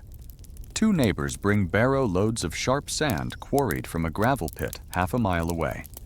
The sand's gritty bite will keep the clay from shrinking too much as it dries. Next comes straw-chopped winter stubble saved from threshing. You fluff it with a pitchfork so the fibers separate. Every strand will bridge microcracks the way hair reinforces plaster. Finally, you add aged cow dung from the winter midden. Its earthy scent rises in warm waves. Sharp, but not unpleasant once your nose resigns itself. Dung's fermented fibers and natural enzymes slow microbial rot. A secret medieval chemistry lesson passed down by nostril rather than parchment. Water follows buckets drawn from the spring where the men sharpened their axes weeks ago. You aim for a consistency thick enough to mound, but loose enough that a kicked toe leaves a crater. There is only one reliable test you climb in barefoot. The cool slurry climbs your shins as you start marching in place. Toes kneading clay, heels grinding straw. The whole concoction squelching like bog mud. Soon others join, and the pen becomes a merry dance floor. Children shriek when suction grabs an ankle. Women laugh when a misstep splashes their skirts. The mixture darkens to a uniform brown. Strands of straw swirling like golden veins. After an hour of stomping, you heave a fistful skyward. It arcs, plops, and sticks to a board without sliding perfect. Teams form. One person shovels daub onto wooden hods. Another carries it to the wall. A third, often the nimblest, presses it into the weave. You choose the north face first. Prevailing winds there will test the wall's metal. Starting at the bottom, you scoop a double handful, slap it against the lattice, and push with the heel of your hand. Clay oozes through, wrapping rods front and back like mortar between stones. You work in upward spirals, so each layer bears only the weight it can support without sagging. Fingers become trowels. You learn to feel thickness instead of measuring it. judging by resistance when a rod emerges under skin. Too thin and cold drafts will snake through come winter. Too thick and the weight may pop free before drying. The sweet spot is about the breadth of 2 fingers. When you reach mid-wall, the daub gleams wet and brown, but stray straw ends poke out, offering grip for the next lift. As walls rise, you smooth the surface with a wooden float, just a flat board with a handle. The float compresses straw ends and brings a film of clay fines to the surface, which will cure into a harder crust. Tiny cracks appear almost immediately. You ignore them. Tomorrow, when the daub is leather hard, you will rub the wall with a damp broom in circular strokes, closing fissures while they're still young. Evening creeps over the yard, and lanterns flare along the sill like grounded stars. One last task, you rake leftover daub into a mound, cover it with damp burlap, and weight it with stones. Overnight fermentation will make tomorrow's batch stickier. Before sleep, you walk the perimeter. The house's silhouette has filled in no longer skeletal, now muscular, substantial. Daub gleams under torchlight, glistening like fresh bread crust. The scent of clay mingles with wood smoke, a primitive perfume promising shelter. During the night, a steady drizzle taps the thatched lean-to where you sleep. You wake, heart pounding, until you remember you left eaves boards leaning against the wall to deflect just such a shower. In the morning, you find the daub unscathed, the surface mottled but intact. Moist air actually slows drying, giving straw more time to bind with clay. Still, you prop temporary hurdles of split planks along outer walls to shield against heavier rain. Insurance, medieval style. Over the next week, you repeat the cycle weave. Mix, stomp, slap, smooth. Some days the mixture feels too wet. You work in more straw. Other days, a stubborn clay seam resists blending. Children crack it with sticks and crumble it underfoot. You learn to read the wall's mood by color. Dark chocolate means wet. Warm brown means setting. Pale tan means ready for lime wash. Each section takes 3 days to set firm enough to handle a knock. You test by rapping knuckles. A dull thud signals cure. One afternoon, a traveling peddler stops, eyes the half-finished house, and remarks that Wattle-and-Daub is peasant work. You shrug, knowing he'll sleep beneath canvas tonight while you dream under solid walls that cost you no coin beyond sweat. When he asks how long such walls last, you point to the Reeves' barn across the lane, 50 years old. Still straight. Truth is, with occasional lime wash and patching, your walls could outlive oak beams, because daub, once dry, no longer tempts insects and shrugs off small fires that would char timber. Finally, the last panel closes under your palm. You smooth the seam, step back, and behold a house that appears carved from earth itself, timber bones hidden, clay flesh breathing. In coming days, you'll whitewash the exterior. The alkaline lime ceiling pours and throwing sunlight off in cheerful brightness. But tonight, still raw. The walls glow deep umber under sunset, pulsing like fresh soil turned for planting. You trace a spiral into an upper panel, a quiet blessing, neither pagan nor priestly, just yours. Wind rustles through nearby wheat. Smells of straw and manure drift soft. And for the first time, you feel the space behind those walls pull inward, holding warmth. Shelter has emerged from mud, muscle, and memory, and it stands ready to cradle every story that comes next. A week after the last panel of daub set firm, you wake to an unseasonably warm dawn and know it's the right day to clothe the clay in lime. The walls stand dry to the touch, their straw-flecked skin turning from chocolate to tan. Press a knuckle against the surface. The clay feels cool, but not clammy. A sign the interior moisture has escaped. That balance is crucial. Too wet, and the lime will blister. Too dry, and it won't bind. You run your palm across the north face, marveling at how the wall that once squelched underfoot is now solid enough to ring when tapped. Time to seal that strength so autumn's rain can't gnaw it away. Lime begins in the quarry. Long before your brush ever meets the wall. A month ago, you bartered 2 pullets for a cartload of chalky nodules the color of bone.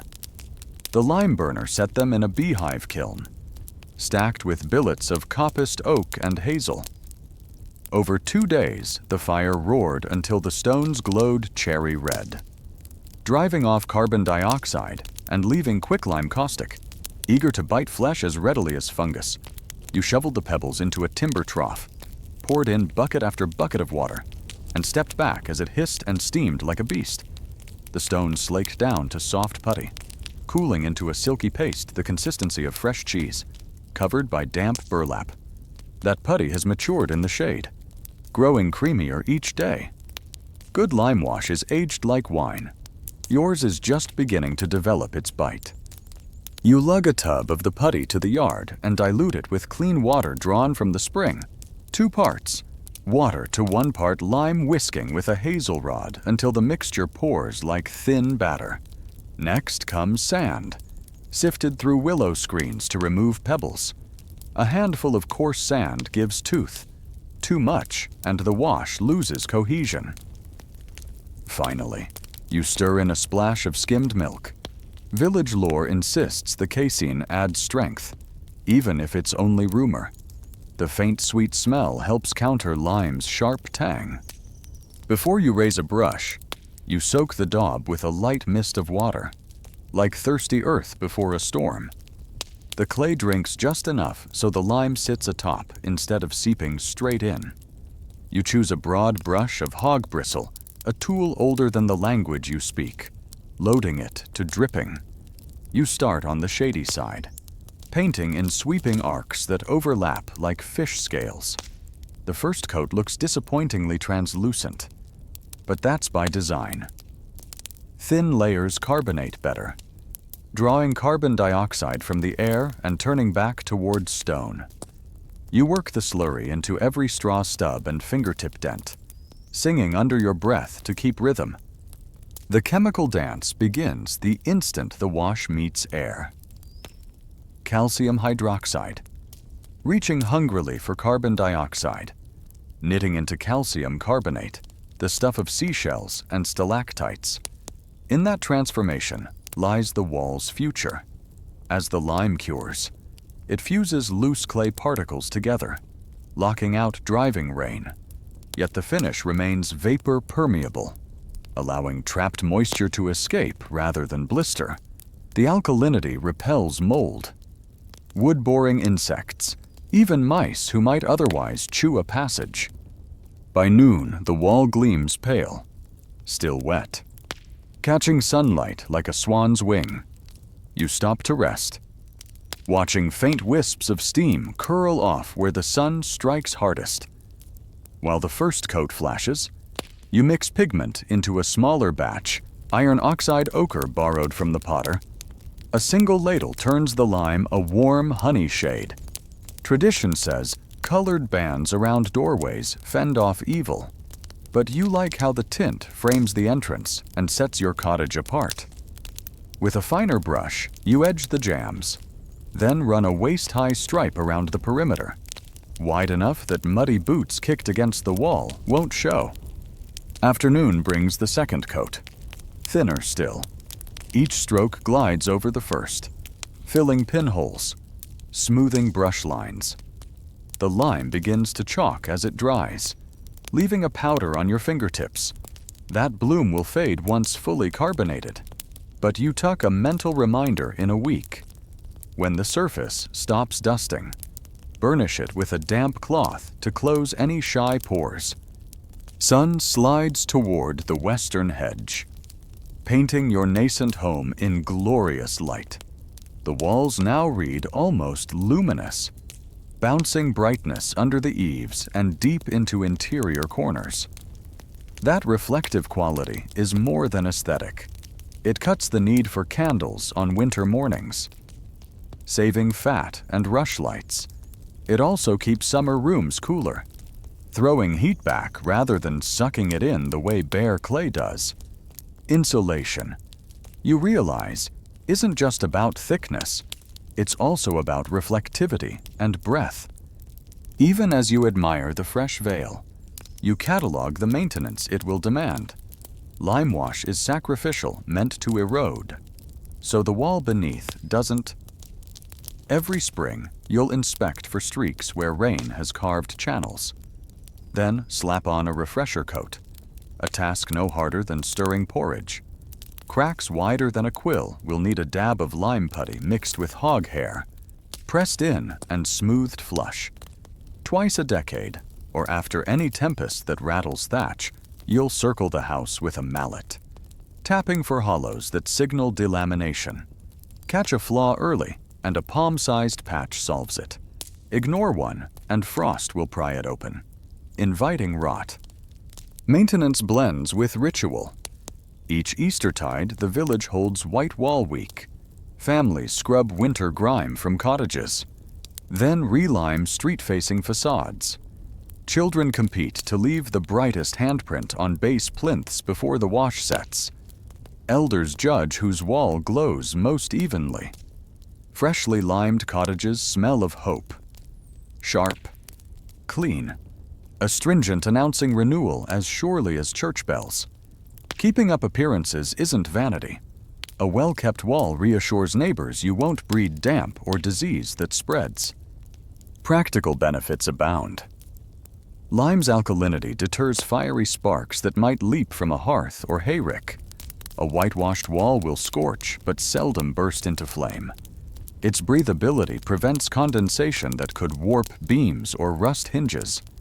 In winter, when frost feathers on glassless windows, the lime layer buffers swings in temperature, its microscopic pores trapping still air like down quilt clusters. Sit inside on a January night, and you'll feel the difference heat from the central hearth radiates, meets the lime-coated mass, and lingers instead of fleeing through porous clay. Durability proves itself in neighboring cottages whose foundations predate memory. Their beams sag, their thatch patched with every grass under heaven. Yet their walls remain sound where lime has been loved.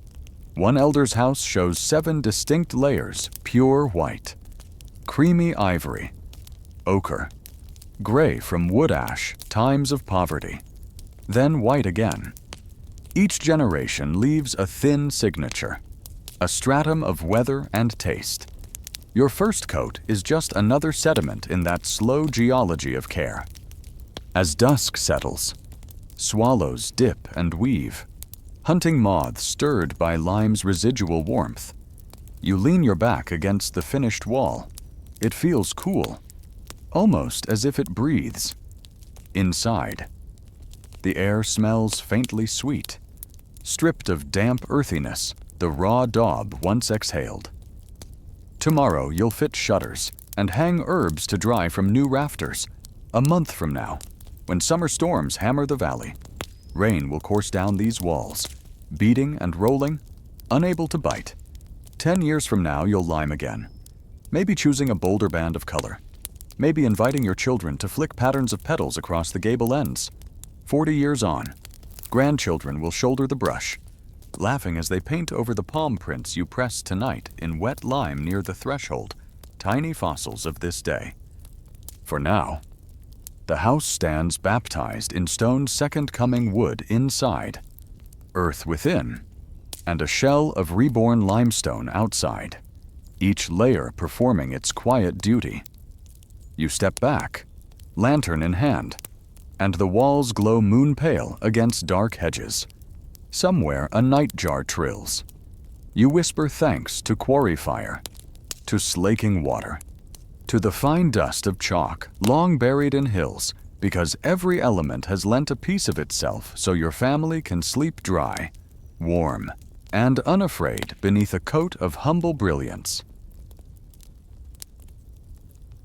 The walls shine bone white under a fresh skin of lime, but the heavens still gape overhead. And every gust reminds you that shelter is only half earned until a roof closes the story. You step back and squint at the naked rafters, counting the purlins you set when the frame first rose. They tilt at a steep angle closer to a church steeple than a barn, because a thatch roof lives or dies by pitch. Anything flatter than 45 degrees invites rain to linger, creeping between stems. Anything steeper than 60 steals loft space and demands more bundles than your harvest can spare. You settle on that sweet middle ground where water will race off, yet the ridge still leaves room for smoke to curl away. Material is your next puzzle, and it starts long before a bundle reaches the ladder. If you choose wheat straw, you need stalks from an old heritage variety, long, glossy, and tough, harvested with scythes so the stems stay unbroken. Modern sickle-cut straw, mangled and short, rots in a decade. But your valley also boasts marshes where common reed grows in spear-straight stands taller than a man. Reed lasts twice as long, sheds rain like a thatcher's cloak, and resists sparks that might drift from the hearth. The trouble is, access the marsh is technically the Lord's fen, and cutting reed requires his leave, plus a small tithe of bundles. You weigh cost against endurance while rubbing a reed between thumb and forefinger. Its waxy surface feels almost greasy, promising long life. You decide the outlay is worth it. Better to pay now than tarp the ceiling in 20 winters. Reed harvest happens on ice, when swamp water locks into a solid stage. At dawn, you and 2 neighbors stride onto the frozen flats, each man swinging a curved reaping knife. You grasp stems in handfuls thick as a forearm, slice low above the nodes, and hoist gleaming sheaves that hiss with frozen dew. The frost burns your fingertips, but the work is swift. Each cut a clean scythe through brittle stalks. Bundles are tied with twisted reed, heads aligned, butts even, then sledded back before noon sun softens the ice. You leave them upright against a hedge, heads down, so rain can't creep inside. By the time wall lime cures fully, the reed stands dry, light, and ready. Now comes the specialist. Thatching is part art, part acrobatics, and while you know enough to patch a lean-to, a full roof wants a seasoned hand. You send word to Ellis the thatcher, a wiry man whose shoulders and calves carry generations of rope ladder scars. His fee is steep, 2 silver pennies per square yard plus meals, and a place to roll his blanket, but his work is said to outlast its maker. When he arrives, he inspects the purlins, running calloused fingers along each spar. A nod means your carpentry passes. Another nod at the pitch confirms you read the sky correctly. Then he unpacks tools a legate carved from you, its teeth worn smooth, a thatching needle longer than your forearm, twisting hooks, and hazel sway rods polished by years of gripping palms. You think the first step is laying reed, but Ellis corrects you. The real beginning, he says, is footing. He threads a length of straw rope along the lowest purlin, tying it taut. This rope anchors the initial course, the master bundle that decides every line above. He grabs a sheaf, butts aligned, lays it against the rope heads up, and beats it twice with the legate. The blow compresses, stems into a tight plane while depressing butts slightly, so the next course overlaps like shingles on a fish. You watch, then emulate bundle, place, beat. The rhythm feels like drumming on hollow bone, each rap sending vibration into rafters. Progress climbs slower than you imagined. 6 inches of height demands 3 nested layers, each pegged with a hazel rod twisted against the purlin and secured by oak staves. The rods sit invisible beneath surfaces, a secret skeleton pinning reed against wind. Ellis moves as if most of his weight lives in his hands rather than feet, balancing over void with the ease of a cat. You follow on the ladder, passing bundles and driving pegs where he points, heart rattling whenever a rung creaks. From the ground, your wife eyes every wobble, but you press on. Pride tastes better than fear. By midday, the eaves thicken into a golden fringe a foot beyond the wall face, forming a drip edge that will sling rain clear of lime wash. Ellis trims strays with sheep shears, and the cut edge gleams fresh. Lunch arrives, onion pottage and rye bread hoisted in a bucket, so no one needs climb down. Reed rustles overhead. Wind testing the new skin. It whispers approval, sliding off like marbles on slate. Higher up, battens narrow and footing changes. Each course must taper slightly inward so the final ridge won't balloon. Ellis shows a trick twist the bundle before seating it, forcing butts to angle upward a hair. Then smack twice. You master the motion. Bruises blooming on forearms from repeated legate blows. Late afternoon sun slants low, turning reed tips amber, and you've reached 2/3 height. The slope forces you onto staging laths laid across rafters, your body now slender against a sky of infinite blue. Down below, walls born of earth look impossibly small, and you sense for the first time how a roof joins heaven to hearth. When evening settles, work pauses to avoid errors in fading light. Reed darkness hides gaps. A slip now could spawn leaks you'll curse next February. Ellis knots a rope around the ridgepole and descends in a lazy swing. You follow the ladder, thighs trembling, souls buzzing. Supper tastes of smoke and victory, and talk circles around tomorrow's crowning ridge. Ellis explains the pattern he favors, a double roll. 2 bundles folded back upon themselves, lashed with tarred cord.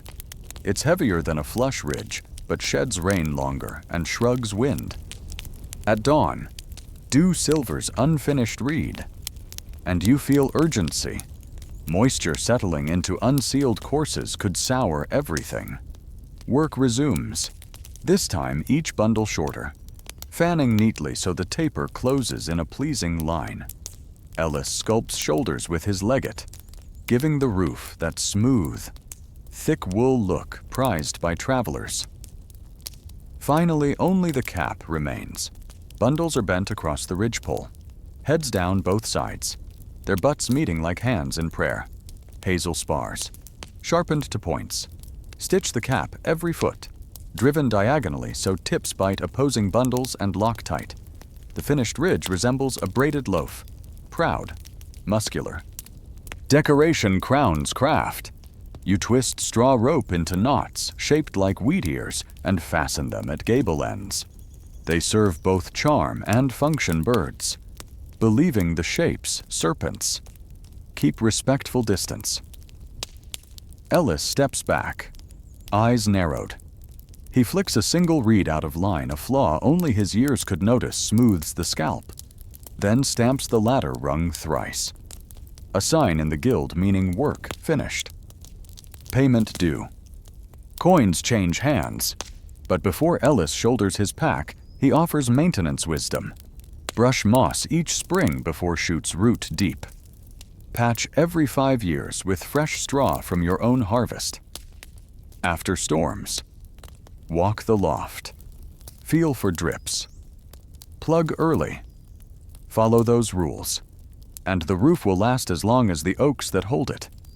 Ignore them, and you'll hear dripping in your sleep by next season. Night falls soft.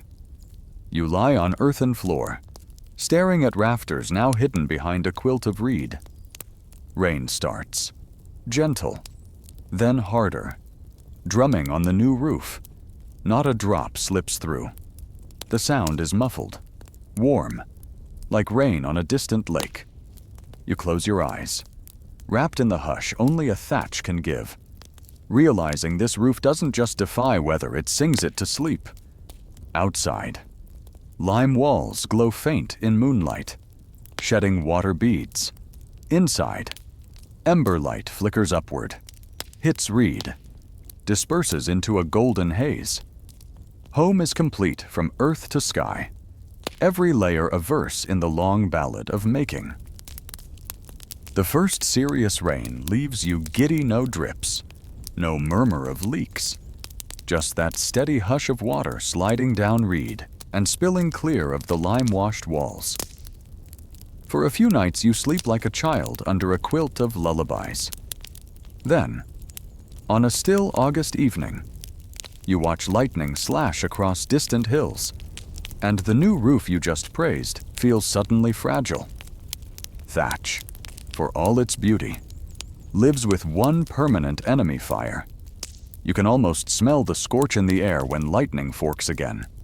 Instinct sends you outside to scan the eaves, fingers tight around the leather bucket that now hangs by the door as faithfully as any lantern. Fire danger begins long before a spark ever touches reed. Every hearth ember, every hayrick flare, every blacksmith cinder that drifts on the wind represents a travel distance measured in heartbeats. You learn to bank the hearth at dusk, spreading cinders thin and shutting the iron trivet so no gust can lift a brand. On festival nights when bonfires glow across the valley, you rake a circle of bare earth around your cottage, a poor man's firewall.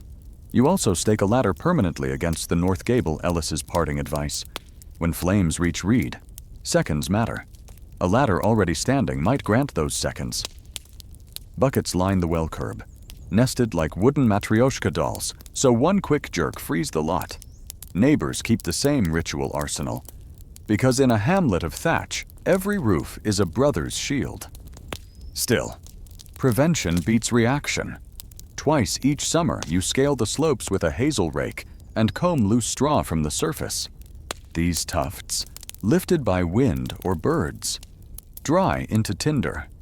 You peek beneath the eaves for wasp nests. One smoking torch clears them before they chew passages that invite sparks deeper inside. Around Michaelmas, you sweep chimney flues with bundles of holly tied to a rope, flushing soot that can ignite if left to thicken. The chore leaves your forearms polka-dotted with scratches, but you accept the sting, knowing the alternative could be ashes in the snow. Birds and mice wage a slower war. Sparrows fancy reed for lining their tiny cradles. Starlings dig tunnels, plucking stems until daylight freckles the ceiling. You notice the first thefts when small pinholes of sunrise dapple the loft. Catch them early, and you clap boards over the spots. Answer holes with hazel spars, and pack the cavities with fresh. Short straw steeped in lime-wash slurry, ignore them, and the colony expands. Winter drafts sneak in, and each freeze-thaw cycle pries yawns wider. The battle against rodents is harder. Field mice find reed roofs a dry paradise, stockpiling grain kernels they pilfered from floorboards. Cats help, but only so far as the rafters they can reach. So you braid straw cords soaked in pennyroyal and thread them along the ridge. The minty scent offends rodent noses. It fades in months, but by then harvest cats have grown fat and agile, resuming the patrol. Pests are nuisances, yet the roof's very anatomy gives you an edge. Reed stems overlap butt out, heads in, their natural tapering blocking deep penetration. Birds usually stop at the third layer, while mice struggle past the tight hazel spars beneath. Wheat straw roofs are less forbidding. Softer stems break when pecked, leaving cavities that invite whole sparrow neighborhoods. That difference translates directly into lifespan. A well-laid wheat straw roof serves 15, maybe 25 years if pitch is steep and maintenance strict. Reed doubles that with ease, often lasting half a century before the ridge begs renewal. You accepted higher marsh cutting costs for exactly this trade-off time returned in decades. Longevity, however, relies on vigilance. Weather sculpts reed like a potter. Sun bakes outer layers to a silver gray. Rain darkens valleys where moisture lingers. Each winter, freeze-thaw cycles flex the stems. After about 10 years, the thatch grows thinner, hollows forming where outer reeds have powdered away. Ellis predicted this. He said the roof ages from the outside in, growing lighter, never heavier. You keep his calendar after 12 summers. Replace the ridge roll entirely. After 20, lay a new top coat across the most exposed slope. By year 35, plan a rethatch before weakness slips past the point of patching. Patching is an art of harmony.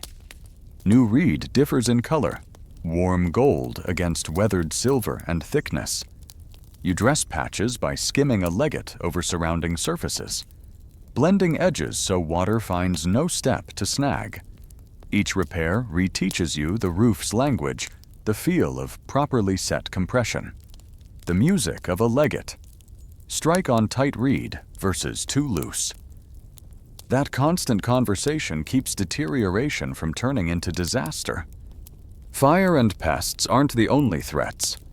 Moss, green and soft, looks harmless but acts like a sponge, trapping dew that invites fungal rot. In shady seasons, you climb with a blunt sickle and shave any patchy green from the north slope. Then a light dusting of wood ash, inexpensive alkali, discourages regrowth. Ivy poses a more spectacular risk. Allowed to creep, it roots into reed, splitting bundles apart and carrying damp into the heart. One afternoon, you catch tendrils testing the eaves and feel a chill worse than frost. You pull every vine, knowing each leaf left behind is an open invitation.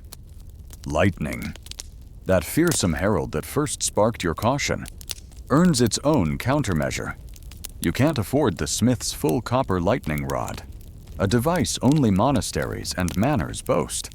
But you can sink an iron chain from ridge to damp earth, hidden in the shadow of the west gable. It won't conduct like copper, yet folklore claims chains bleed static, giving heaven a gentler path than your reed. Whether science or charm, the chain offers you sleep, and sometimes peace of mind is worth more than certainty. Through seasons, the roof speaks in subtle ways.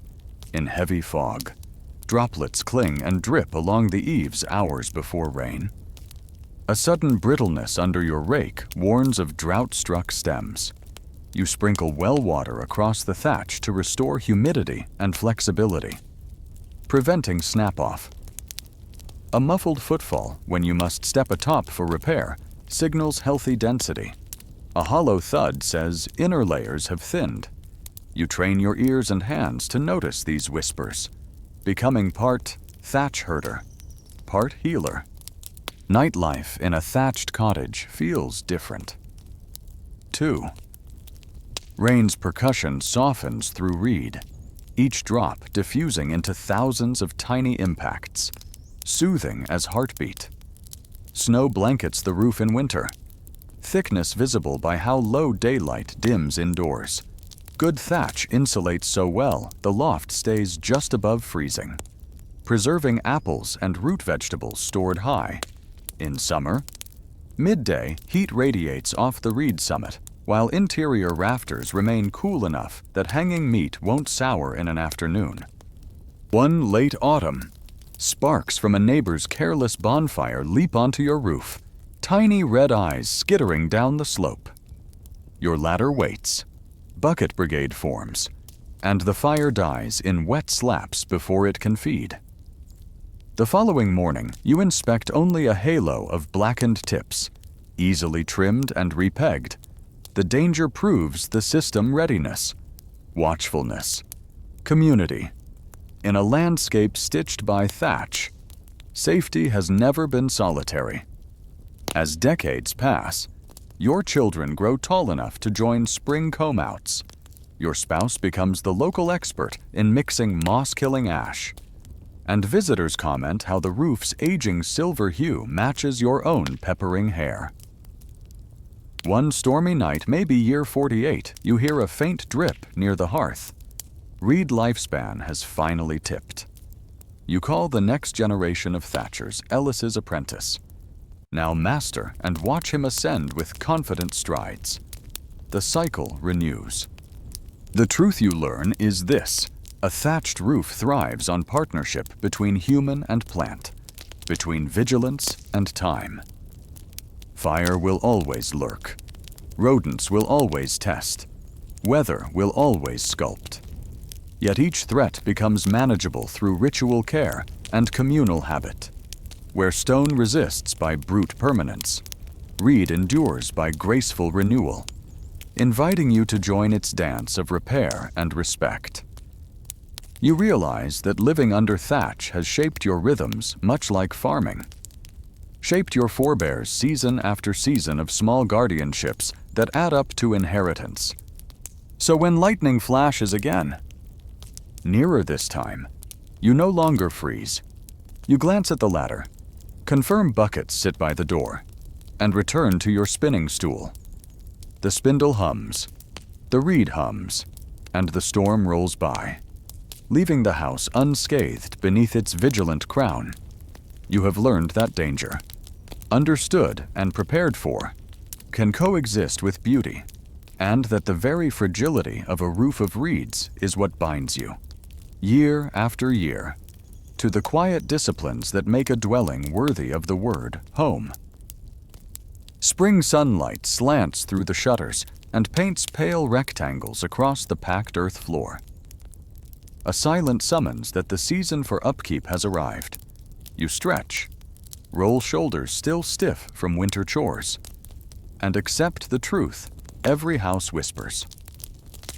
A dwelling made by hand survives only by hands that tend it. The reed roof you raked clear of moss in February is healthy for now, but other parts of the building limewash, daub, timber joints have slept all winter. They're waking with creaks and soft discolorations you must read like a healer feels a pulse. You start outside, circling the walls the way a farmer walks fence lines. The lime finish still gleams. Yet near the base on the north side, a faint beige shadow betrays splashback from snowmelt. That stain is not just a blemish. It signals moisture wicking into the outer skin. You fetch a stiff broom, dip it in warm water laced with a pinch of salt, and scrub until brightness returns. Once the area dries, you whisk together a small batch of lime wash, thin as buttermilk, tinged with the same ochre you used last summer, and feather it onto the cleaned patch. Lime heals like skin-new layers, knit to old, as long as the surface remains slightly damp, so crystals interlock. By noon, the blemish has vanished, replaced by a fresh swath that will gradually bleach to match its neighbors. Next, you inspect the daub. Winter's freeze-thaw cycle can open hairline cracks, especially where straw was sparse or clay met hidden knots. You tap gently with knuckles. A solid thud means all is well, while a hollow ring hints at separation from the wattle beneath.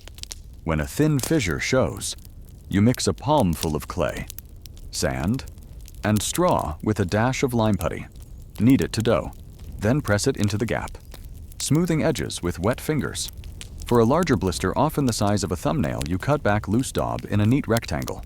Dampen the exposed rods, butter them with thin clay slip, and trowel in new infill.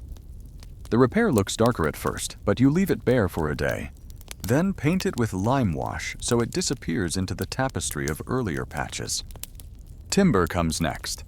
While the oak frame shrugs at weather, pegs and tenons benefit from reassurance.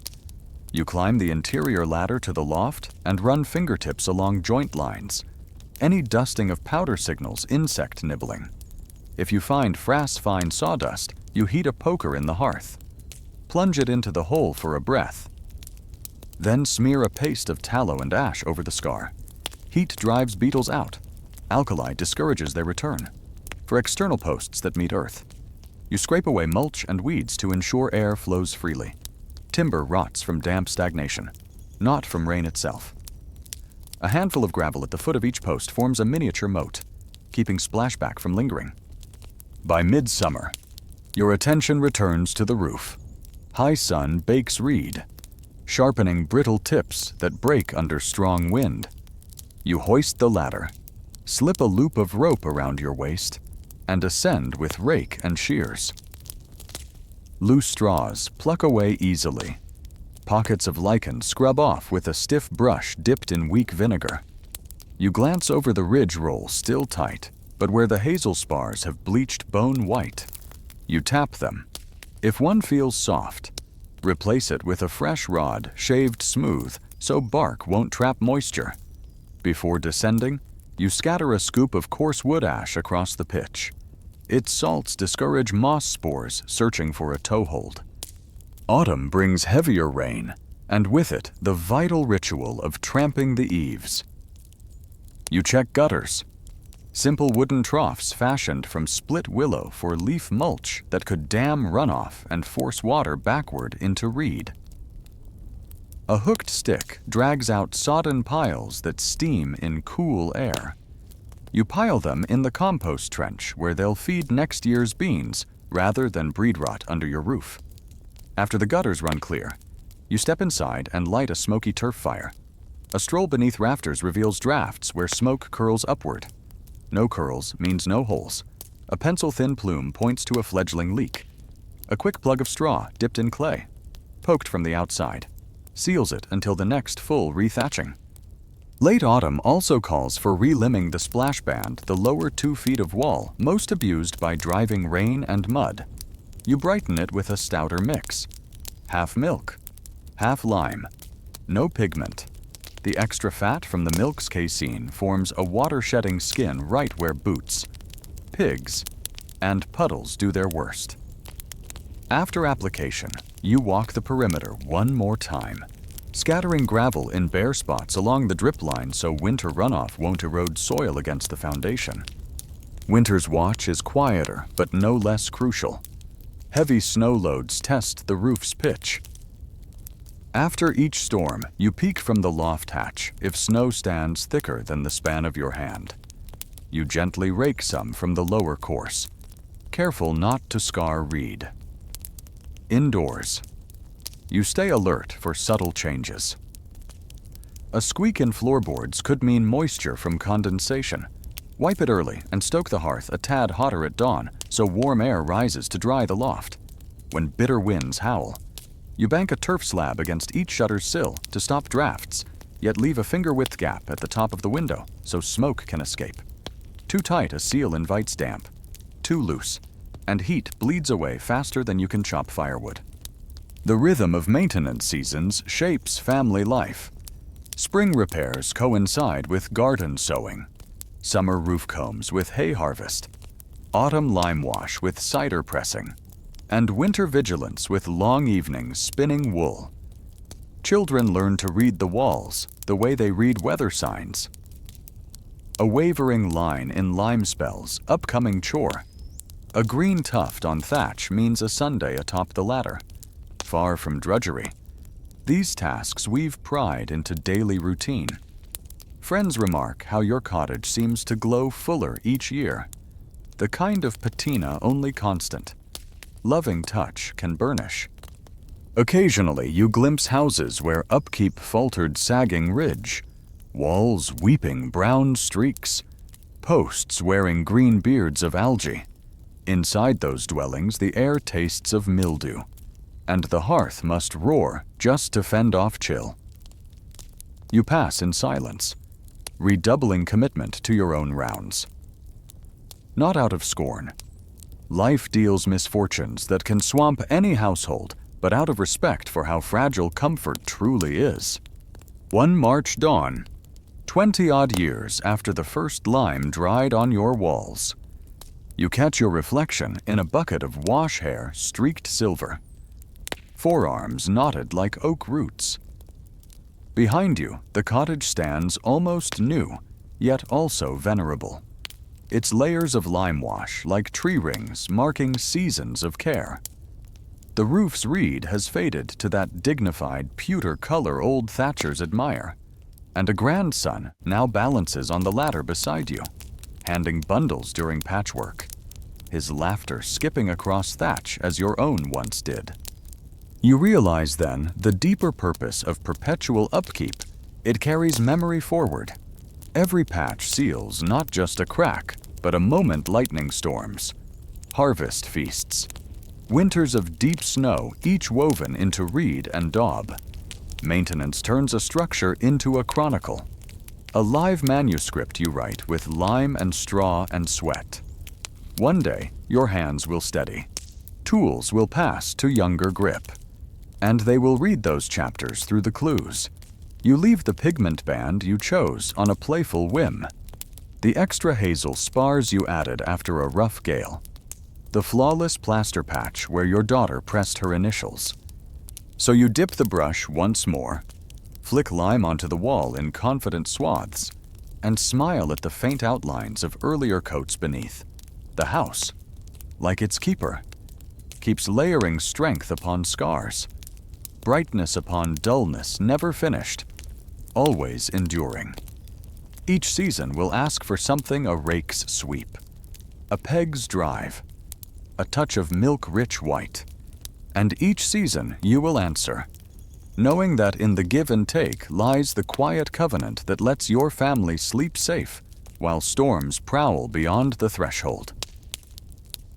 You wipe the last streak of lime from your fingers, step through the low doorway, and the world shifts from bright courtyard to warm twilight. Inside, the house feels smaller than its own shadow, yet every inch hums with purpose. The room measures scarcely 15 by 20 feet, no bigger than a cloth merchant stall in town. Yet it holds your entire universe family, provisions, tools, and, on cold nights, even a goat dozing near the threshold. The first thing you notice is the scent, an earthy tapestry woven from packed soil, drying herbs, damp wool, and the ever-present trace of wood smoke that drifts down from the smoke hole like a lazy ghost. Your bare soles find the hard, beaten floor, a surface tamped as firm as a garden path by years of footsteps and the rhythmic thud of pestles. In summer, the packed earth feels cool, a welcome relief after field work. In winter, it leaches heat so greedily that you scatter fresh rushes every few weeks, mixing them with handfuls of lavender or sweet flag to keep musty odors at bay. Children delight in sorting the fragrant sprigs while you explain that rushes are both carpet and calendar when the stems lose color and crumble. It is time to turn them and begin the floor's next chapter. To your left stands the central hearth, little more than a shallow clay ring. Yet it rules the house like a heartbeat. A circle of glowing coals smolders day and night, because relighting fire from flint costs time and risks failure. You lean over to coax the embers with a breath. Sparks whirl upward, tracing gold spirals into the haze before vanishing through the smoke hole cut in the thatch. On windless mornings, smoke hesitates, curling low and painting rafters a shiny ebony. You've grown accustomed to the sting. Eyes learn to water without vision blurring. Lungs adapt to inhale through cloth if the air turns thick. Still, you keep a stool beneath the vent so even the smallest child can prod the flap with a stick and invite a draft when cooking thickens the fog. Around the fire sprawl 3 stones, flat and smooth, your improvised stove. A pot of barley pottage sits on one, iron blackened by countless meals. Its lid rattles softly under the steam's insistence. You lift it to stir, and the aroma of leek and salt pork embraces you to night's supper. A wooden ladle rests nearby, its bowl darkened by years of broth, handle polished by thousands of grips. Every utensil earns its scars. You count memories in nicks and scorch marks the way some men tally coins. Against the far wall, the loom dominates like a silent animal, warped with undyed wool awaiting the shuttle. When daylight slants just right, your spouse weaves while toddlers nap on a straw tick beneath, lulled by the thunk of heddles. Above the loom hang skeins of yarn dyed with madder, weld, and wode each color a promise of garments yet to exist. The loft overhead stores spare tools, seed grain, and onions braided together like ropes of copper coins. A ladder, notched from a single ash bough, leans steeply. You climb it sideways, shoulders brushing rafters, careful not to jostle the hams curing in smoke. Sleeping space occupies the south end, partitioned only by a curtain of burlap that flutters when anyone passes. Your own low bed is a wooden frame lashed with rope and padded by a mattress of straw and sheep's wool, the good kind gathered during spring shearing, not the itchy belly fuzz. Beside it, pallets lie ready for children, layered with spare cloaks when frost invades. On nights when storms rattle shutters, you gather everyone close. Body warmth outmatches any hearth log once quilts trap it. Babies, goats, and sometimes a brace of chickens share this sanctuary, intermingling breaths until dawn. Their quiet rustles reassure you more than any lock. Storage squeezes into corners, earthen crocks of ale, baskets of dried beans, a keg of salted herring brought by a peddler who claimed they came from seas you'll never see. Every vessel has its territory. Upset the arrangement and morning chores take twice as long. You hang joints of bacon from hooks set high where cats can't leap. Though the animals try a futile ballet, you watch with amusement. Cats earn their keep hunting mice that slip in through floor cracks, swift shadows. Silent warfare keeping grain losses tolerable. Light, rarest of comforts, comes from twin sources, the hearth's red glow and a small window shuttered with oiled linen. By day, sun threads gold through the translucent cloth, enough to sew by if you angle the bench. At dusk, you pierce darkness with rushlights, reeds dipped in tallow, wedged upright in an iron clamp. They sputter, smoke, and must be trimmed often, but they spare precious wax candles reserved for holy days. When snuffing them at bedtime, you enjoy the faint hiss, a promise that darkness will reign only by your permission. Noise inside this close box turns communal. You catch whispers even when unintended, the creak of someone shifting on a pallet, the gurgle of a baby dreaming milk, the slow chew of the goat dismantling hay. Privacy depends on courtesy, averting eyes, lowering voices, stepping outside when tempers heat. Arguments flare quickly, yet die as fast. No one enjoys sulking while inches apart. Laughter, on the other hand, ripples through boards, doubling as mortar-shared jokes seal gaps that straw or clay cannot. Daily routine flows around tight quarters like water in a narrow stream, each task choreographed to dodge collisions. At dawn, you rise to stoke coals, while another fetches water from the spring, careful to duck under drying linen strung overhead. One sibling grinds grain on the quern by the doorway, pushing the top stone in circles. Another feeds scraps to the chickens scratching by the threshold. Mid-morning sunlight slants across the floor, and you tilt a wooden bench into the beam so an elder can mend shoes without straining eyesight. Evenings compress the bustle, supper ladled, tools stowed, children hushed, shutters barred, rushlights lit, prayers murmured. The house exhales, and for a moment feels spacious until a child coughs or the goat shuffles. And you remember how many heartbeats share this box. Despite confinement, you rarely feel poor in comfort. The walls you tended keep winter's breath outside. The thatch you patched hushes rain to a lullaby. The door you fitted with new hinges swings without groan.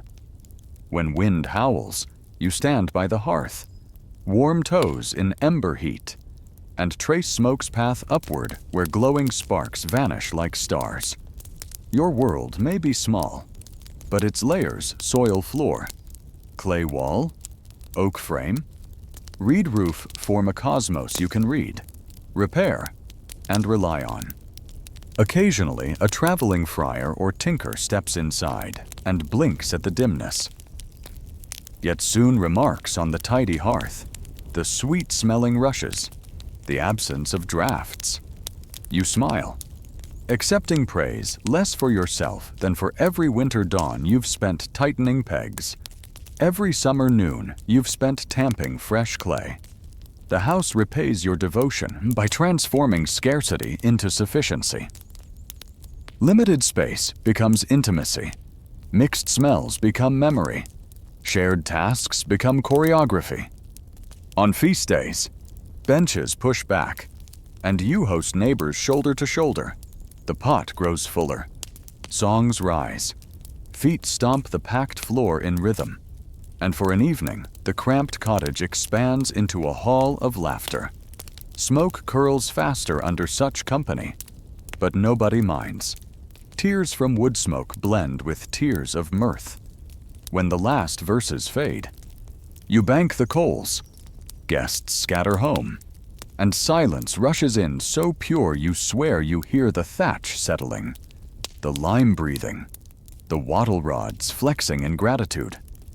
Years will add layers of soot to beams, will smooth thresholds where countless boots step, will deepen hollows where chairs rest. Babies will grow into youths tall enough to bump their heads on rafters, then leave to marry and set smaller homes that echo this one. Yet the central hearth will glow. The goat will bed near warmth, and the walls will hold stories like vessels. By living cheek by jowl, you craft a resilience no single room measure can convey. Here, scarcity teaches sharing. Sharing teaches patience. Patience teaches love embodied in small gestures, an extra ladle of broth, a blanket edge offered, a nighttime whisper to calm a child when thunder booms. So you bank the fire once more, lay a hand on the warm clay ring, and turn toward palates where breaths rise and fall in mingled cadence. Each exhale fogs the cold air just enough to remind you of night creeping outside. You tug a wool cloak over your shoulders, blow out the rushlight, and let darkness fold around the room like a second roof. Inside this near-perfect circle, earth beneath, smoke above. Family between you find ample room to dream, proving that a house need not be large to hold a life in full. From soil to smoke hole, we've walked every sweaty step of a medieval peasant's housemaking journey, claiming land, hauling timber, weaving walls, raising roof, and nursing each creak through the years. If this long build sparked new respect for old resilience, let me know below. Drop a comment telling us which stage shocked you most, or share a tip you'd try if you had to start from scratch. While you're there, hit subscribe and like so the algorithm keeps the chimney warm. Thanks for traveling back in time with me today.